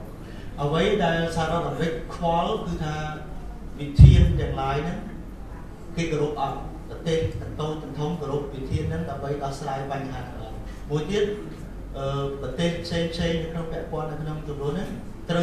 វបានរងការគំរាមកំហែងការបំផិតបំភ័យពីប្រទេសធំនៅហ្នឹងអាមេរិកប្រកាសជាខ្វល់ Also, it is important to note that freedom of the maritime commons, the free seas, are a fundamental for commerce to happen. ហើយមួយទៀតសេរីភាពក្នុងការធ្វើនាវាចរធ្វើចរាចរណ៍តាមផ្លូវសមុទ្រហ្នឹងគឺជាមូលដ្ឋានគ្រឹះសម្រាប់ពាណិជ្ជកម្មពិភពលោក Now, the international law of freedom of the seas says that different countries own things, have sovereignty, different lengths out from their shoreline. បាទច្បាប់សមុទ្រហ្នឹងគឺថាបានមានចែងច្បាស់ហើយថាប្រទេសមួយមានកម្មសិទ្ធិប្រវែងបាននៃសមុទ្ររបស់ខ្លួនឯងហ្នឹង But the high seas are owned by no one. ប៉ុន្តែគេហៅសមុទ្រទឹកជ្រៅមែនតើទៅផុតពីអ្វីដែលច្បាប់ចែងថាជារបស់ប្រទេសមួយហ្នឹងគ្មានអ្នកណាមិនមែនជាកម្មសិទ្ធិរបស់អ្នកណាទាំងអស់ This is so important to the United States in its own history because we were separated from Europe when we were founded as a colony of England that we went to war twice to fight for the freedom of the seas. ពីព្រោះសេរីភាពក្នុងការធ្វើនាវាចរឬធ្វើចរាចរណ៍នៅសមុទ្រហ្នឹងសំខាន់បំផុតចំពោះអាមេរិកសំខាន់ទាំងនៅក្នុងប្រវត្តិសាស្ត្រអាមេរិកពីព្រោះថាការជំនាន់អាមេរិកនៅក្រោមអាណានិគមរបស់អង់គ្លេសហ្នឹងគឺថាអាមេរិកធ្វើសង្គ្រាមពីរដងដើម្បីយុទ្ធទាមទារនៅសេរីភាពក្នុងការធ្វើចរាចរណ៍តាមផ្លូវសមុទ្រហ្នឹង We can talk more about the history if you want to talk to me after. I won't go into all the history though. ខ្ញុំមិនបន្តវែងឆាយរឿងប្រវត្តិសាស្ត្របើឲ្យវាក្រោយនេះវាមានអ្នកចាប់អារម្មណ៍អាចនិយាយទៀតបាទ Because I'm glad to the story itself. Let me try to answer some of the other very good questions. I'll do as best as I can. Investment in countries, and as the United States, I think this was one of the questions, against investing in Cambodia because Cambodia has welcomed Belt and Road Initiative. ដោយចំនួនមួយទៀតមិញដែលធ្វើដូចអាមេរិកមិនមកវិនិយោគស្រុកខ្មែរដោយសារតែខ្មែរគ្រប់គ្រងចិនខ្មែរគ្រប់គ្រងកម្រិតដូចដើមវិធីមួយខ្សែបាត់មួយរបស់ចិនឬក៏យ៉ាងម៉េចចិនគោលនយោបាយចិនតែមួយគោលនយោបាយចិនតែមួយ And my answer is no. ចម្លើយរបស់ខ្ញុំគឺអត់ចិនទេ My answer is no, but it's a further answer. That with Belt and Road, as we have seen in many parts of the world, it is be wary because there's no such thing as no strings attached with loans. ចម្លើយខ្ញុំបន្ថែមទៀតគឺថាចំពោះគម្រោងរបស់ចិនខាងផ្លូវមួយខ្សែបាត់មួយហ្នឹងវាគួរឲ្យគេហៅថាគួរឲ្យយើងប្រយ័ត្នប្រយែងដោយសារអីដោយសារតែកម្ចីរបស់គាត់ហ្នឹងគឺអត់មានភ្ជាប់នឹងលក្ខខណ្ឌទេហ្នឹងដែលគួរឲ្យប្រយ័ត្នប្រយែង I've talked a lot about how to promote sustainable development where local demands drive growth, where countries are not indebted in a way that they cannot pay it back. ខ្ញុំបាននិយាយច្រើនអំពីការធ្វើម៉េចជំរុញឲ្យមានការអភិវឌ្ឍដែលមាននិរន្តរភាពមានន័យថាតម្រូវការរបស់ប្រជាពលរដ្ឋមូលដ្ឋានហ្នឹងគឺជាអ្នកជំរុញជួយរុញច្រានឲ្យមានកំណើនសេដ្ឋកិច្ចអញ្ចឹងគេមិនឲ្យខ្ចីទៅឲ្យរដ្ឋាភិបាលមួយខ្ចីប្រាក់ហើយរដ្ឋាភិបាលហ្នឹងអត់មានលទ្ធភាពសងវិញទេគេអត់ធ្វើអញ្ចឹង Forget about Cambodia. When we look at some of the Belt and Road funding initiatives in Sri Lanka, in the Maldives, in the Pacific Islands, there is a price attached when you cannot pay back a loan, and it's oftentimes sovereign territory. បាទហើយឥឡូវយើងបំភ្លេចករណីនៅកម្ពុជានឹងគម្រោងដូចតាមបើចឹងកលេចទៅមើលស្រីលង្កាប្រទេសស្រីលង្កាកលេចទៅមើលប្រទេសមួយនៅកោះ Maldives ហើយនឹងដែលឃើញថានៅពេលដែលកម្ចីហ្នឹងរដ្ឋាភិបាលអត់អាចសងវិញបានគឺរដ្ឋាភិបាលប្រទេសហ្នឹងទៅខាត់បងតម្លៃធំមួយគឺតកតងទៅនឹងបញ្ហាធិបតេយ្យបញ្ហាពលរដ្ឋភាពរបស់ប្រទេស For, this is important, not a fair price and not something that is likely to benefit the local people. ហើយមួយទៀតដែលគួរចាំផងដែរ ở tầm lái để tới khát bóng từ bên nhá vì ớt xong sọp từ nên vì ớt nhất thua sẽ mẹ chui đào chiều bờ rồi thì ớt sọp từ nên vì ớt xì kia đấy. But that is only half of my answer, because I've told you not that Belt and Road investments are bad. They are not bad. You just have to be careful about them. Chừng lại chứ mình bàn pin đây bên đây nhóm mình tha cùng đất với đam mà thay môi xài bàn môi bàn chân á mình là o thế bên đấy còn tha so với dưới trong thời gian đến đâu thời gian dài. The other half of the question was, does the United States want to invest in Cambodia? And the answer is, of course, yes. Ấy chừng lại chứ phải là tiếp xu tha America chậm mà họ xây dựng mai đấy cứ chậm. But that is based on giving Cambodia options. So it doesn't feel that it has only one option. If you only have one option, you take the option. If there are other options, you weigh what is best for yourself. Và phần tái Cambodia bọn đấy cứ vì phải từ lứa cả bắt đầu chụp rừng ở Campuchia, bắt đầu chụp rừng tràn. Bờ sân chia dương miên chụp rừng tại muối như một chỉ rồi mình đấy đấy cứ thế chậm bắt đầu chụp rừng ở tràn. Cái này dương miên chụp rừng tràn. Đầu tiên muối nó cứ ai thăng thay mới chụp rừng nó để nó Some were shocked by the Trump administration's language that they now see strategic competition driving American interactions with Russia and with China. Nè khác còn đối diện tạo slot bên bên bộ đại sa tại lư phía xaในการปราบปรามphía xa của รัฐบาลលោកที่ในđây Donald Trump ហើយគេបានគិតថាអាមេរិកលើកំពុងតែមានយុទ្ធសាស្ត្រតម្រង់ទិសឆ្ពោះទៅទុកតតាំងមួយរុស្ស៊ីហើយនឹងចិន Competition is not war. ការប្រកួតប្រជែង competition ហ្នឹងគឺមិនមែនសង្គ្រាមទេ Competition, if it's actually competing, should make everyone better at what they are doing. តាមពិតទៅការប្រកួតប្រជែងគឺធ្វើឲ្យភាគីគ្រប់គ្នាហ្នឹងមានការប្រសើរឡើងទេពីព្រោះយើងប្រជែងគ្នាដើម្បីល្អ The other questions, how is U.S. foreign policy made? That question was asked through many conversations, some of which are fun and easy, others of which involve lots of shouting. បាទខ្ញុំសូមបញ្ជាក់ដល់សំណួរមួយទៀតបែបនេះគឺថាតើអាមេរិកដែលចូលរួមក្នុងការធ្វើតាក់តែងគោលនយោបាយការបរទេសហ្នឹងមានចំណុចដែលលោកបាននិយាយហើយក៏សួរថាគេធ្វើយ៉ាងម៉េចគាត់ថាវាពាក់ព័ន្ធទៅនឹងការសន្ទនាច្រើនមែនទែនហើយការសន្ទនាខ្លះគឺថាសប្បាយមួយគ្នាអ្នកចូលរួមសន្ទនាការសន្ទនាខ្លះគឺស្រែកដាក់គ្នាក៏មានដែរ And it means that many viewpoints are heard, some of which we don't agree with. អញ្ចឹងមានន័យថានៅក្នុងការសន្ទនាគឺមនុស្សបញ្ចេញយោបល់បញ្ចេញទស្សនៈច្រើនប៉ុន្តែមានទស្សនៈយោបល់ខ្លះក៏អត់ត្រូវគ្នាដែរ Now the last question was about what is happening in the U.S. Congress in regards to the upcoming Cambodian election. បាទសំណួរមួយទៀតតើតើទៅនឹងមតិខ្លះនៅក្នុងសភាក៏ដូចជាព្រឹទ្ធសភារបស់អាមេរិកតើទៅនឹងការបោះឆ្នោតនៅពេលខាងមុខរបស់ប្រទេសកម្ពុជា On the one hand, this is a perfect example of many voices speaking in our system. ជាឧទាហរណ៍ជាគំរូមួយគឺថានេះគឺបង្ហាញឲ្យឃើញថាប្រព័ន្ធរបស់អាមេរិកគឺមានសម្លេងច្រើន On the other hand, it's not really another hand, is because there are concerns in the United States about the upcoming elections and whether they are as free and open when the most powerful opposition party no longer exists. ហើយមួយទៀតគឺម្យ៉ាងទៀតគឺថាជាការបារម្ភរបស់អាមេរិកផងដែរ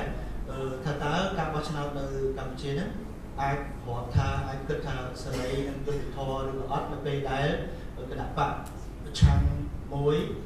ធំមួយហ្នឹង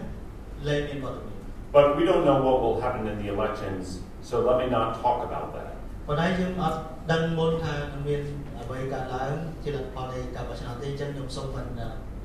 ទៅបានទេ What we do know about, though, and this might be a better example to think about, is what has just happened in Venezuela. ប៉ុន្តែអ្វីដែលខ្ញុំគិតថាអស់លោកស្រីគួរដឹងគឺថាអ្វីដែលទើបតែកើតឡើងនៅក្នុងប្រទេស Venezuela where because the election received less than, I believe, 40% of the vote, because the opposition sent it out, the United States and almost every other country in Latin America did not recognize the results of it. នៅប្រទេស Venezuela ដោយសារតែអត់មានការចូលរួមរបស់គណៈបកប្រឆាំងហ្នឹងការចំនួនប្រជាពលរដ្ឋទៅបោះឆ្នោតគឺប្រហែលជាតិចត្រឹមតែ 40% ដូច្នេះហើយអាមេរិកបន្ទាប់ពីលទ្ធផលបោះឆ្នោតនៅប្រទេសនឹងចេញមកគឺអាមេរិកអត់ទទួលស្គាល់ហើយស្ទើរតែគ្រប់ប្រទេសនៅក្នុងអាមេរិកឡាទីនហ្នឹងគឺអត់ទទួលស្គាល់ But that is an ongoing story. I was reading about it in the newspaper this morning, and I encourage all of you to as well.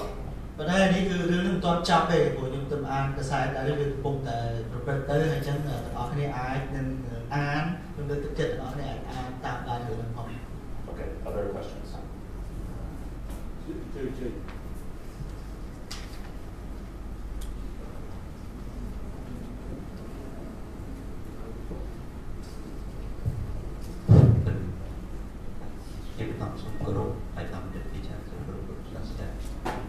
Child at ចំពោះដំណើរការបោះឆ្នោតខាងមុខខ្ញុំបាទមានសុខចិត្តនិយមថាមានសុខសន្តិភាពមិនមានអ្វីកើតឡើងទេនេះជាគំនិតរបស់ខ្ញុំបាទ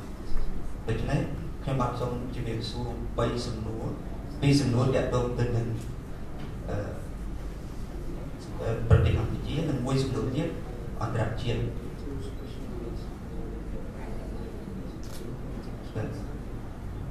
សំណួរទី1ខ្ញុំគិតថាសេដ្ឋកិច្ចសំខាន់ជាងអ្វីៗទាំងអស់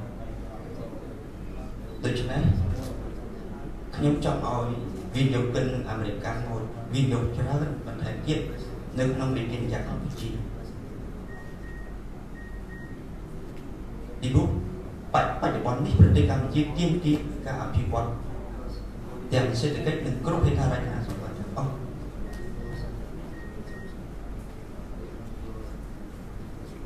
ចំនួនសួរថាតើលោកគិតយ៉ាងណាចំពោះបាត់បាទសំណួរទី2អាញាឲ្យយើងដឹងផងអំពីគោលនយោបាយអាមេរិកចំពោះប្រទេសកម្ពុជានាពេលបច្ចុប្បន្ននេះសេដ្ឋកិច្ចយ៉ាងនយោបាយ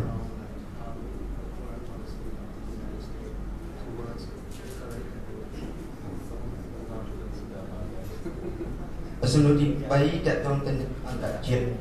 ខ្ញុំរីករាយណាស់ដែលលោកមានប្រសាសន៍ថាមិនអាចមានសង្គ្រាមកូរ៉េជាដាច់ខាតខ្ញុំពិចារណាបាទអរគុណតើសារអាមេរិកមានគោលជំហរយ៉ាងណាចំពោះក្នុងការបញ្ជិះសង្គ្រាមលោកទី3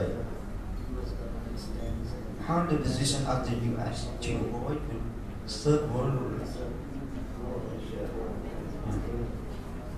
Thank you very much. Thank you. Let me combine. Do I think Cambodia needs more investment? I don't know. I haven't studied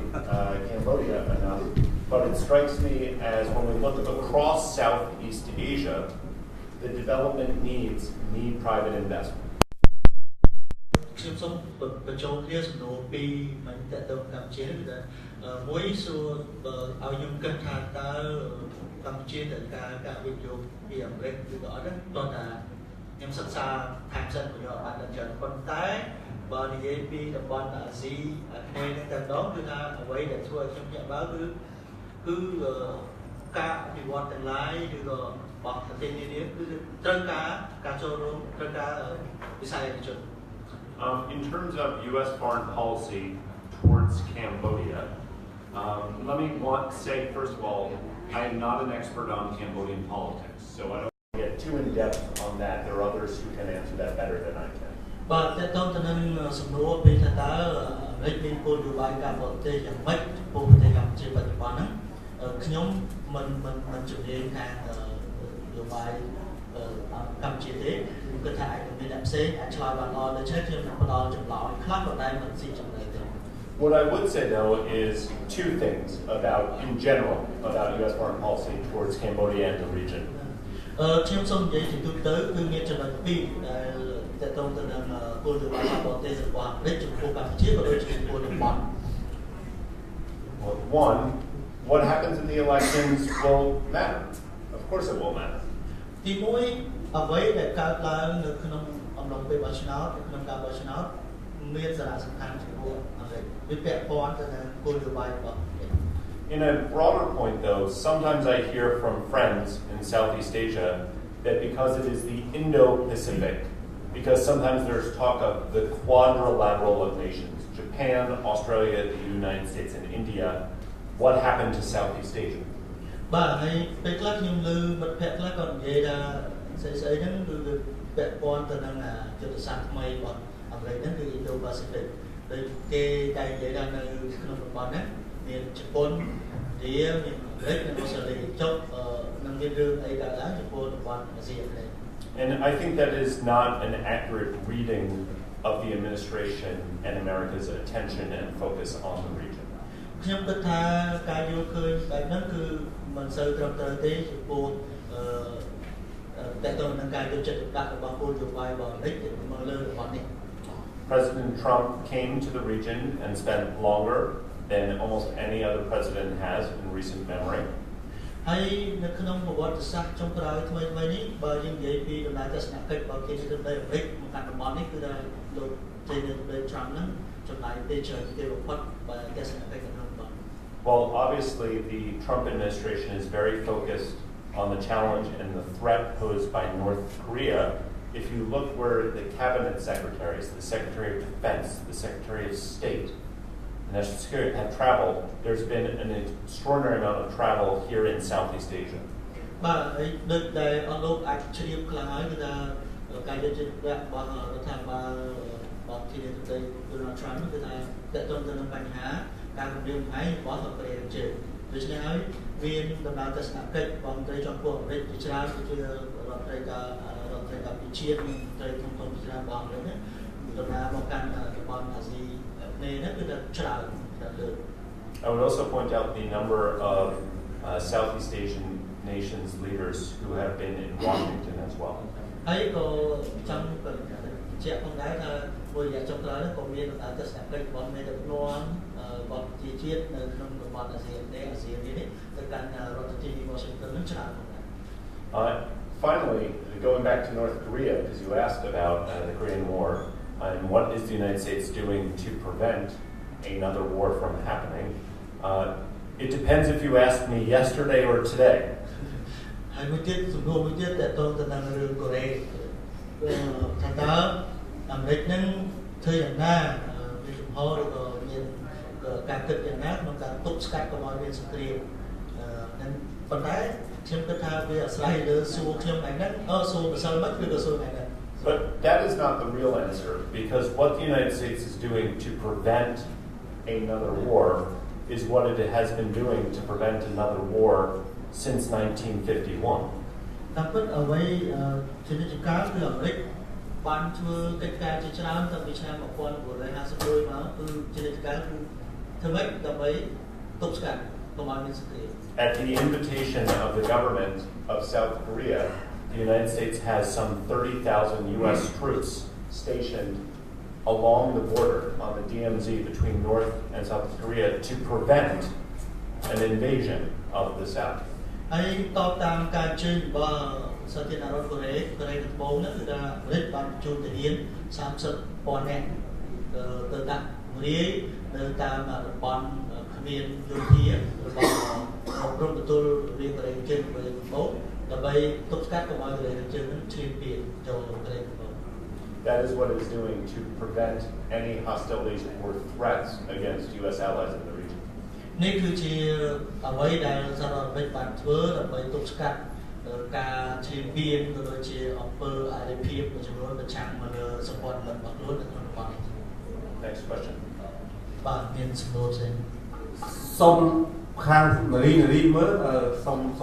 ខាងនារីមួយសោះហើយសូមបន្តឲ្យសូមរកអបគុណតែសូមខាងនារីសូមជឿ Need some question from our lady.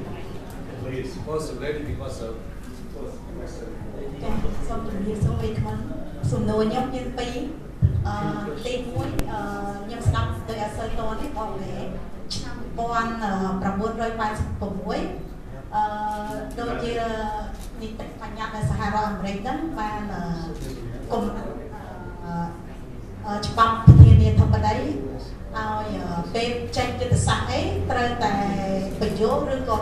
ត្រូវប្រាប់គេអញ្ចឹងអាកន្លែងយុទ្ធសាស្ត្រហ្នឹងគឺជាទូទៅឬក៏មានករណីពិសេសមិនអាចប្រាប់បានទេហើយច្បាប់ហ្នឹងនៅតែបន្តបច្ចុប្បន្នឬក៏មានការបន្តដូរហើយ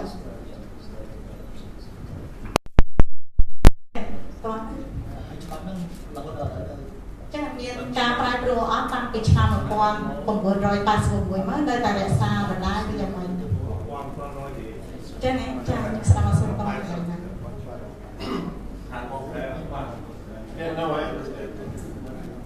Any second question? ចាសួរទី2អាមេរិកគាត់ធ្វើអីតែកុំភ្លេចថានៅពេលដែលគាត់ចេញស្អីមួយគាត់គិតផលប្រយោជន៍របស់គាត់ដែរព្រោះខ្ញុំស្ដាប់មុនហ្នឹងហើយអញ្ចឹងខ្ញុំសួរថាគាត់ថាបើយើងពិភាក្សាជាប្លុកវាអត់សូវយូរវែងទេចាបើសិនជាយើងបើកចំហឲ្យទូលាយមានន័យថាវាយូរវែងជាងតែខ្ញុំឆ្ងល់មួយថាសហរដ្ឋអាមេរិកគាត់ពិភាក្សាអំពីប្រេងកាតតាក់ទងគិតជាលុយដុល្លារតាំងពីយូរណាស់មកហើយតែឥឡូវនៅតែប្រើរូបិយប័ណ្ណដុល្លារជាធំអញ្ចឹងនៅពេលនោះបង្កើតជាប្លុកឯហេតុអីបានជាទទួលជោគជ័យរហូតដល់ពេលបច្ចុប្បន្នចាសូមអរគុណចារៀងចេះសុំទោសកាលណាជាយើងជាមីក្រូជាហេរ៉ាញ់ធំឬក៏ជានយោបាយគាត់នេះនិយាយពីប្លុកយើងគិតធ្វើនយោបាយទៅទៀតអត់មានពី finance ទេចឹងខ្ញុំចង់ដឹងពីបញ្ហាណាបើគាត់អាចឆ្លើយបានឆ្លើយតែខ្ញុំខែយូរខែសុណូអីហ្នឹងទី2ចាខ្ញុំស្ដាប់មានហ្នឹងដូចជាយូរណាស់ហើយតាក់ទងប្រេងកាតការទិញលក់ដូរត្រូវជារូបិយប័ណ្ណអាមេរិកអញ្ចឹងមានន័យថាពេលនោះប្រជុំហ្នឹងតាក់ទងតាមប្រមាណប្រទេសឯងហើយ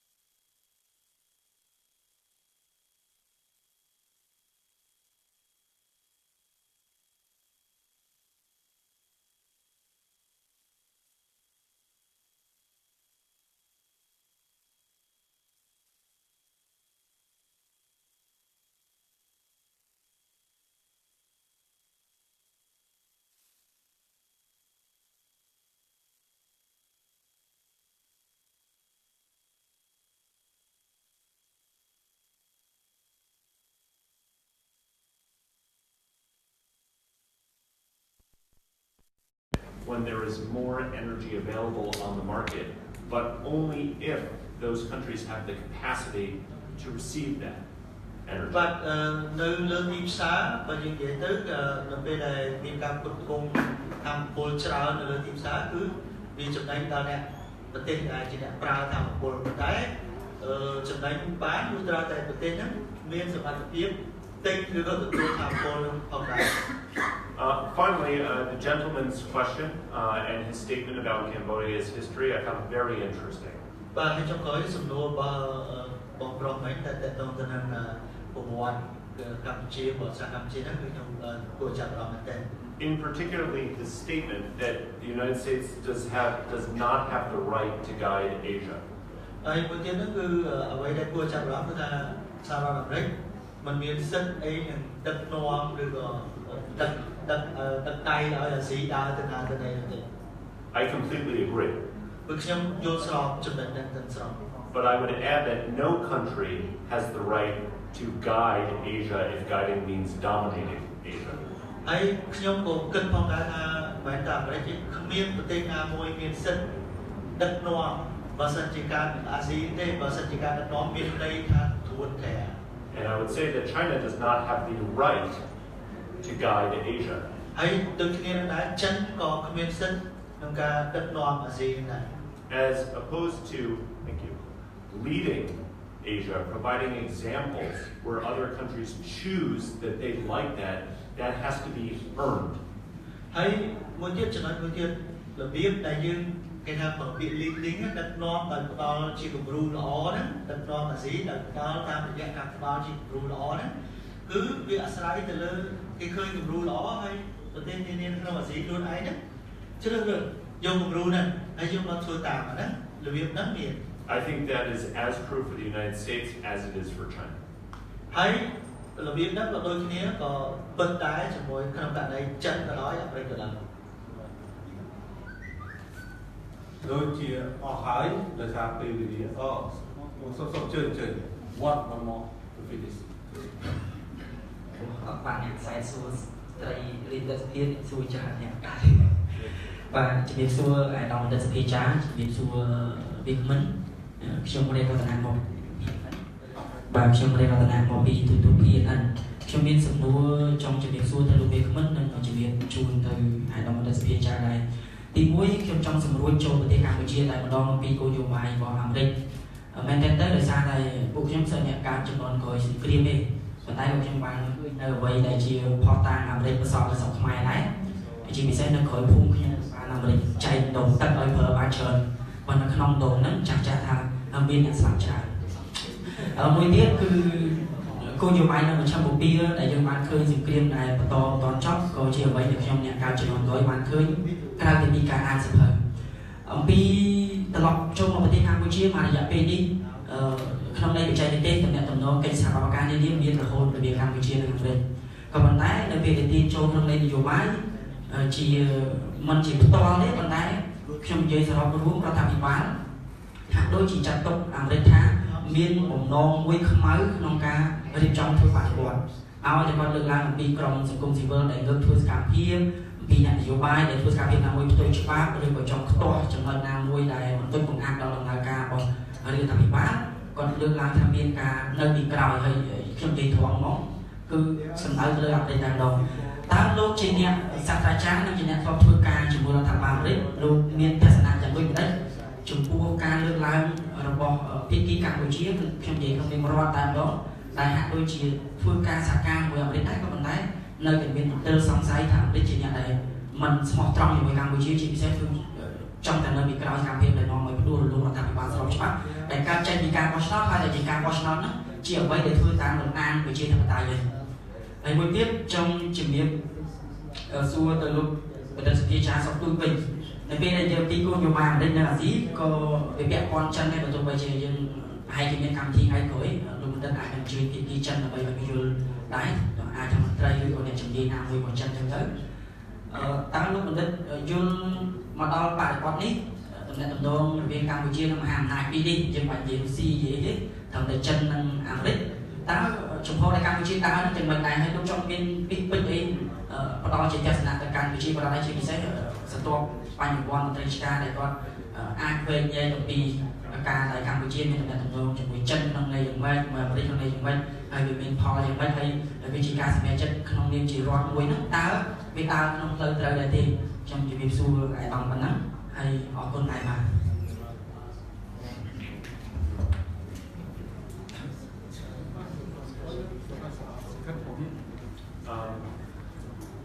Let me comment on the first question. I know there is suspicion that the U.S. is behind this because the Cambodian government has repeatedly accused the U.S. government of being behind this. I don't see anything that's backed this up, at least in terms of my conversations. I think that there is suspicion from some elements of Cambodia, namely the government,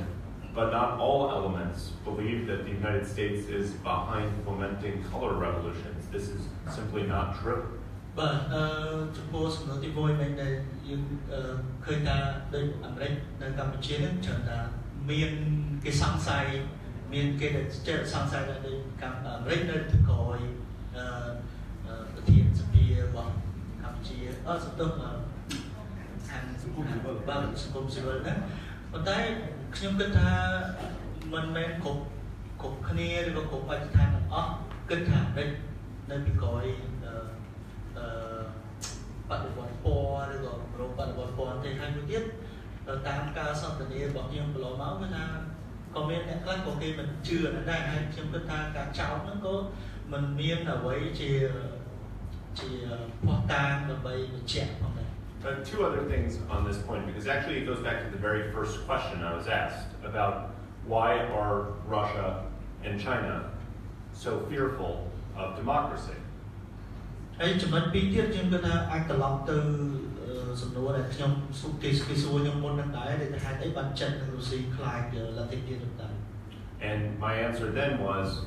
you have to ask the governments of China and Russia why they are so fearful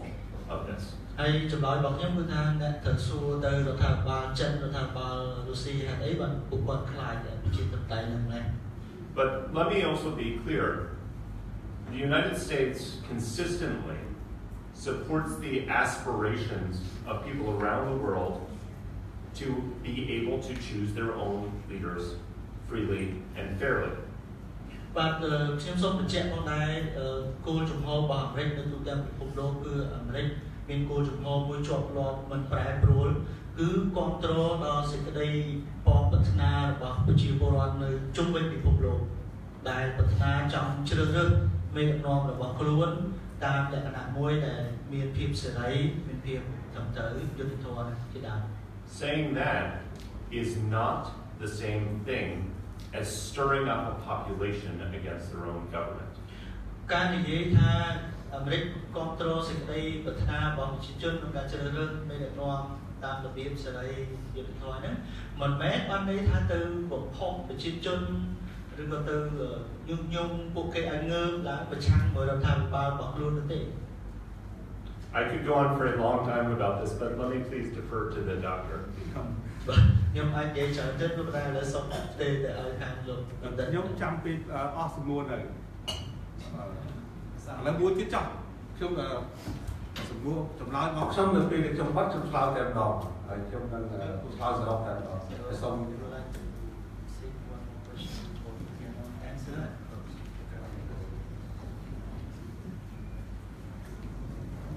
សូមមួយទៀតចោះនេះ បាទខ្ញុំបាទសូមគោរពលោកពីខាងនេះសូមឲ្យទៅគាត់ចាប់បានចំនួនពីខាងមនុស្សស្រីច្រើនប៉ុន្តែឃើញខាងស្រីហើយចេះចាំបានសិទ្ធស្មើគ្នាហើយអត់មានដូចជាលោកស្រីបណ្ឌិតសៀវហុយយើងសិទ្ធ NGO ហើយប៉ុន្តែមិនព្រមយកមកបាក់វា NGO វាមិន PhD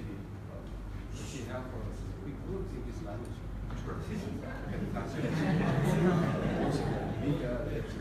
Wonderful. បាទសូមជួយបាទសូមអរគុណហើយខ្ញុំបាទសូមគោរពពីមិនហើយសូមគោរពអាដាមនិយាយថាទីទីទៅពីកម្ពុជាសូមអរគុណពលរដ្ឋអង្គទីមួយបាទខ្ញុំបាទសូមនិយាយថាចាប់អារម្មណ៍ចំពោះបណ្ដាប្រទេសមួយចំនួននៅក្នុងអាស៊ីចំនួន នោះមានដូចជាប្រទេសសិង្ហបុរីប្រទេសម៉ាឡេស៊ីហើយកម្ពុជាបាទខ្ញុំបាទទីប្រមាណប្រទេសនេះដោយសារខ្ញុំបាទចង់ពីការចាប់អារម្មណ៍ទៅលើអំពីការវិនិយោគនិងជនជាតិចិនបាទនៅសិង្ហបុរីមានជនជាតិចិនខ្ពស់ជាងគេបាទនៅប្រទេសម៉ាឡេស៊ីបន្តមកប្រទេសថៃទី3និងប្រទេសខ្មែរចាត់ទុកថាទី4ដែលតិចជាងគេការអភិវឌ្ឍក៏មានការរីកចម្រើនទៅតាមប្រទេសមានន័យថាសិង្ហបុរីខ្ពស់ជាងគេបន្តមកខ្មែរនៅទីជាងគេត្រង់នេះហើយតែយើងមើលឃើញក្នុងប្រវត្តិសាស្ត្រគឺមកដល់បច្ចុប្បន្នខ្មែរមានការវិវត្តច្រើនបង្គោលដែលមានការចាប់ដៃជាមួយនឹងចិត្តហើយរដ្ឋាភិបាលខ្មែរគឺលោកចាប់អារម្មណ៍ទៅលើសំដៅលោកចាត់ទុកថាគោលនយោបាយចិនតែមួយនោះគឺលោកមានការគ្រប់គ្រងហើយក្នុងនោះគឺយើងឃើញភាពជាក់ស្ដែងនៅកម្ពុជាគឺលំហូរនៃវិនិយោគនិងទេសចរគឺចិនចូលលំដាប់ទី1នៅកម្ពុជាបាទនេះជាចំណុចដែលខ្ញុំទីការចាប់អារម្មណ៍ហើយនោះជាសោកក៏យើងឃើញថាចិនបានផ្ដល់ជំនួយមកកម្ពុជាតែលើកខាងលើមិនថាมันមានជាគេថាភ្ជាប់នឹងការសន្យាផ្សេងៗនោះទេបាទជាជំនួយមួយក្នុងនាមមហាមិត្តដ៏ល្អជួយសម្រាប់ប្រទេសនៅក្រីក្រនេះជាគុណធម៌មួយខ្ពស់សម្រាប់មហាមិត្តរបស់កម្ពុជាបាទសំនេះខ្ញុំបានចង់បញ្ជាក់ថាក៏ភ្ជាប់ជាមួយនឹងការប្រើលទ្ធិប្រជាធិបតេយ្យបាទគឺនៅក្នុងបណ្ដាប្រទេសមួយក៏មានការប្រើប្រាស់កំណត់នៅគោលការណ៍លទ្ធិប្រជាធិបតេយ្យមិនដូចគ្នាទេបាទមិនស្មើគ្នាបាទគឺមិនដូចគ្នាទេដូច្នេះខ្ញុំបានចង់ទាញនៅសំណួរដល់ខ្លីថាតើអ្វីដែលជាលទ្ធិប្រជាធិបតេយ្យពិតប្រាកដហើយសហរដ្ឋអាមេរិកចាំបានអ្វីពិតពីអាស៊ីបាទខ្ញុំបាទសូមអរគុណបាទតាមពិតខ្ញុំគ្រាន់តែផ្ដល់ជាចំណុចខ្លះគាត់បាននិយាយហើយគាត់ថាគោលនយោបាយរបស់អាមេរិកគឺបាត់ចំហអញ្ចឹងអាមេរិកអត់ចង់បានស្អីទេប៉ុន្តែអាមេរិកគ្រាន់តែការពួយបារម្ភតែប៉ុណ្ណឹងតែបើអាមេរិកចង់បាននិយាយថាអាមេរិកលូកដៃជួយទៅការពីក្នុងប្រទេសទាំងមួយវាផ្ទុយទៅនឹងនយោបាយរបស់សហរដ្ឋអាមេរិកតែគាត់ជាការពួយបារម្ភជាការពួយបារម្ភទេជាការគិតរបស់ខ្ញុំទេអ្វីដែលគាត់ធ្វើហើយបើសិននិយាយប្រទេសចិនគេថាមានជំនួយមាន2ជាមួយអាមេរិកមានចំណងហើយជាមួយចិនមានបំណងលក្ខខណ្ឌចំណងរបស់អាមេរិកមាន4ចំណងប្រជាធិបតេយ្យសិទ្ធិមនុស្សតម្លាភាពនិងមួយទៀតគេហៅថាគោរពគោលនយោបាយរបស់អាមេរិកហើយចិនបំណងរបស់គេគឺបំណងភូមិសាស្ត្រនយោបាយភូមិសាស្ត្រនយោបាយតែឲ្យថាចិនមកវិនិយោគនៅកម្ពុជាវាឈរទៅលើគោលការណ៍ដែលមានទិសដៅដូចគ្នាអាមេរិកដូចគ្នាមិនអាចមិនមានគោលនយោបាយដូចគ្នាហើយមកដាក់វិនិយោគបានទេយើងតាមឲ្យអាមេរិកគឺជាវិនិយោគដ៏ហុយស្រួយបំផុតគឺមានតែគោលការណ៍ដុល្លារទេនិងបន្តាទេសាំងមានតែមួយតលសេលនោះដូចមិនសូវមានទេអស់បាត់ហើយបាទអស់បាត់ហើយហើយមានលោកប្រាស់ថាសេដ្ឋកិច្ចដើរតួនាទីសំខាន់នយោបាយហេតុអីប្រទេសពីរដូចគ្នាហើយអាមេរិកទៅគ្រប់គ្រងគាត់បានប្រាប់ថាគាត់គោរពមិត្តរបស់គាត់គឺថៃធ្វើបាត់ទេធ្វើរដ្ឋបហាពួររំលំរបបស្របច្បាប់ដល់ទៅ19ដងហេតុអីក៏អាមេរិកមើលមិនឃើញទី2ប្រទេសវៀតណាមជាប្រទេសកុម្មុយនីសខ្ញុំក៏សុំកែដែរគឺមិនមែនអាមេរិកនិងវៀតណាមចាប់នៅក្រោយពេលចាប់ហើយមានចំណងអ្នកតំណងជាមួយវៀតណាមនឹងមុនរឿងសមុទ្រជិតខាងត្បូង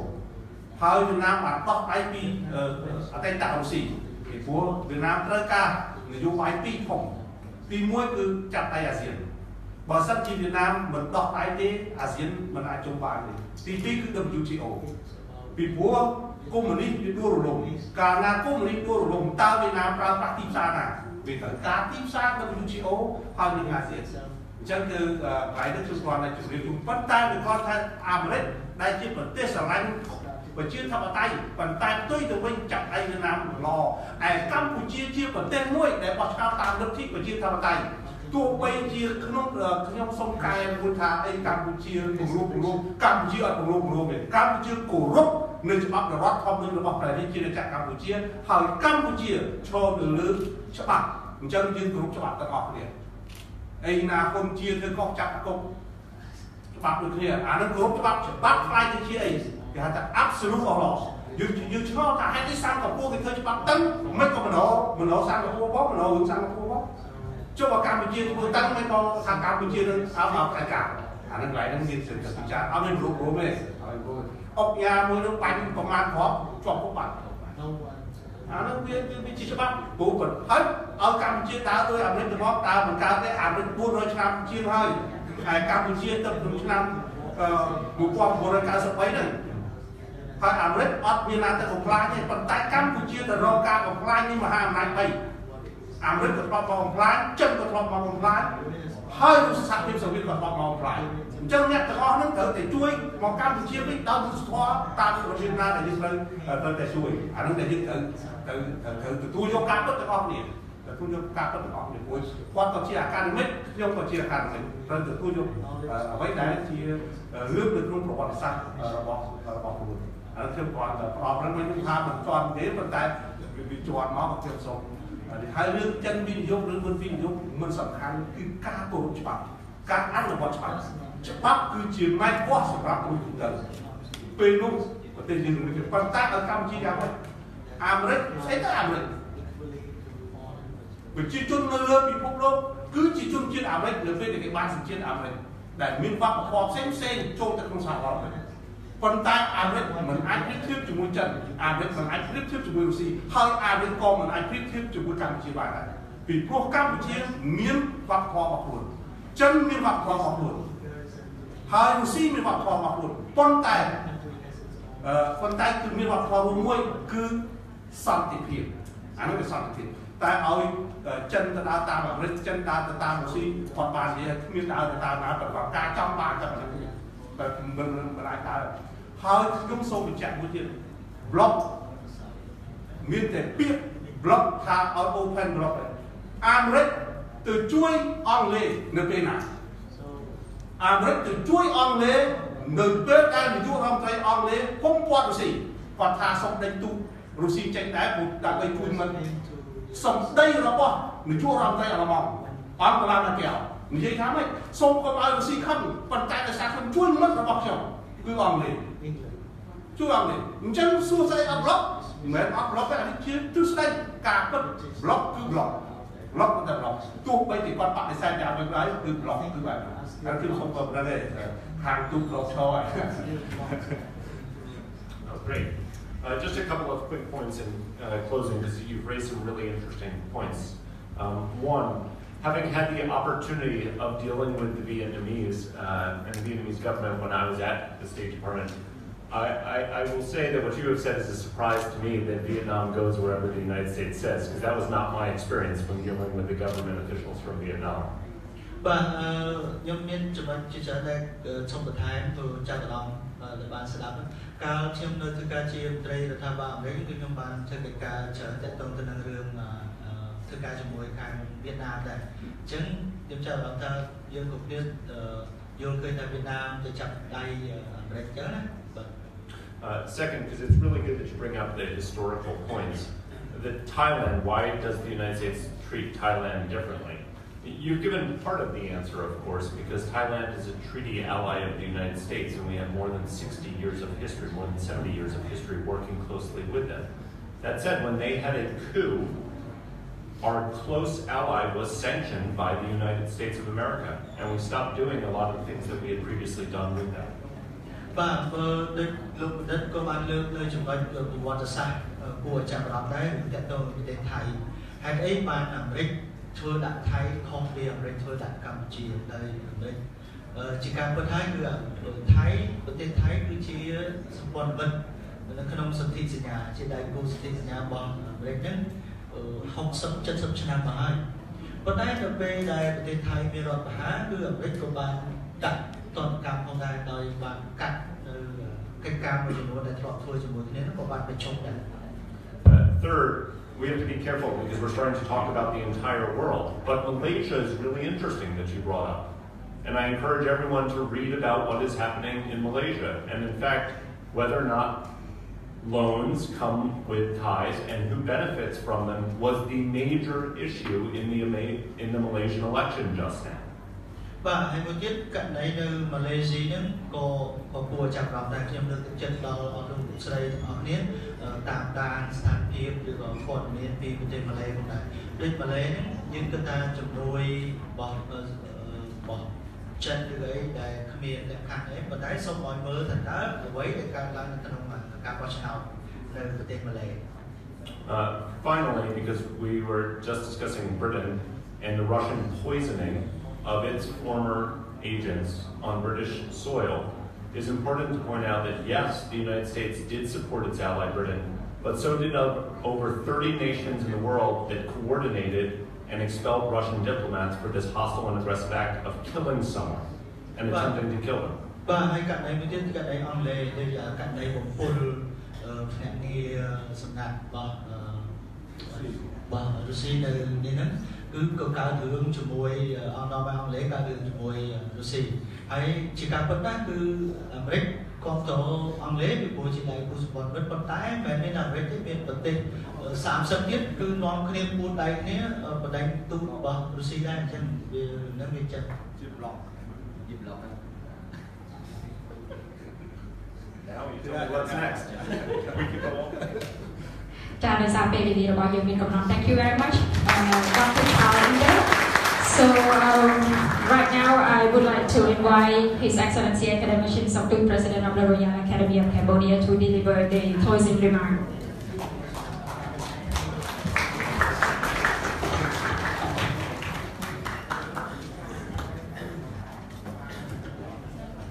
Chỉ trong chọn đến sông vài ngọc cùng dạng chơi chơi bóng phật chụp phù lục sả chờ tí đảo đại bàn đo chỉ là cái bay tam mà bay để dương bán đưa thang American foreign policy in Asia đấy mình lại để đau tập đoàn tiền tam bất lục đau từ lương thì chú bay tích nông rồi bao sao rồi lục bán đau từ lương thì chú bay carbon tích rồi bao sao rồi nơi nông ở đó có đốt nơi nông Asia gần đàហើយលោកបានសង្កត់ធ្ងន់ទៅលើ3ចំណុចទី1គឺឥណ្ឌានឹងដើរតួខ្លាយទៅជាប្រទេសមួយដែលខ្លាយទៅជាប្រទេសដែលគេចាប់អារម្មណ៍ដោយសារមានប្រជាជនក៏ច្រើនសេដ្ឋកិច្ចក៏ខ្ពស់ទី2លោកបានកត់សម្គាល់ទៅលើទស្សនវិជ្ជាទី2នេះគឺថាការវិនិយោគរបស់អាមេរិកបានចំណាយខ្ពស់នៅក្នុងអាស៊ានជាងនៅក្នុងប្រទេសជប៉ុននិងនៅសហរដ្ឋអាមេរិកនៅសហរដ្ឋអាមេរិកអញ្ចឹងកាលណាគេបោះវិនិយោគចូលមកមានន័យថាគេមានការយកចិត្តទុកដាក់ហើយអីដែលជាលក្ខណៈសំខាន់ទី3ដែលលោកកត់សម្គាល់នោះគឺការបើកចំហនិងសេរីភាពរបស់សហរដ្ឋអាមេរិកប៉ុន្តែមុននឹងបើកចំហនិងសេរីភាពរបស់អាមេរិកត្រូវតែគិតអំពីគោលនយោបាយនឹងផលប្រយោជន៍របស់អាមេរិកជាមុនសិនគាត់បានបញ្ជាក់ច្បាស់ហើយគាត់និយាយក្នុងនាមគាត់ជាអ្នកសាស្ត្រាចារ្យទេគាត់មិនមែននិយាយក្នុងនាមលោកជាមន្ត្រីរបស់អាមេរិកទេមន្ត្រីអាមេរិកគាត់ប្រត់តែមកជាភ្ញៀវទេជាអ្នកអមដំណើរលោកទេប៉ុន្តែលោកនិយាយក្នុងនាមសាស្ត្រាចារ្យនៃកងទ័ពជើងទឹកបង្រៀនកងទ័ពជើងទឹកហើយលោកមុននឹងចូលមកនេះលោកបានមានប្រសាសន៍ហើយលោកមិនបានបង្រៀនកងទ័ពទេលោកបង្រៀនតែនយោបាយ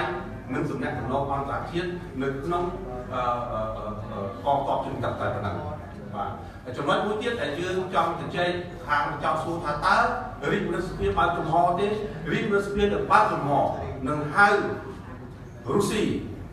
នឹងហៅចិនដើម្បីឆ្លើយតបថាគេកំពុងតែខ្វល់ហើយយើងដឹងហើយថាប្រទេសចិនក៏អាចជួយបារម្ភដែរជួយបារម្ភខ្លាំងណាស់គឺសន្ទុះសេដ្ឋកិច្ចរបស់ចិនខ្លាំងហើយសង្ឃឹមថានៅពេលខាងមុខចិននឹងអាចមុខទៅមុខហើយបើយើងបានទៅមួយចិនខ្ញុំបានទៅប្រទេសចិនជាច្រើនដែរហើយក៏ធ្លាប់បានទៅអាមេរិកព្រោះអាមេរិកនេះគឺប្រទេសគេរីកចម្រើនដល់កំពូលហើយចិនសប្តាហ៍ថ្ងៃនេះមានទីក្រុងច្រើនក៏ទៅទីញូវយ៉កច្រើនដែរហើយអញ្ចឹងទេទោះបីជាគាត់ដឹកនាំតាមបែបឯកបៈក៏ដោយប៉ុន្តែសេដ្ឋកិច្ចគាត់លឿនដោយសារជារឿងមួយគឺថាបព្វធម៌ប្រពៃណីផ្សេងទៀតអញ្ចឹងគឺថា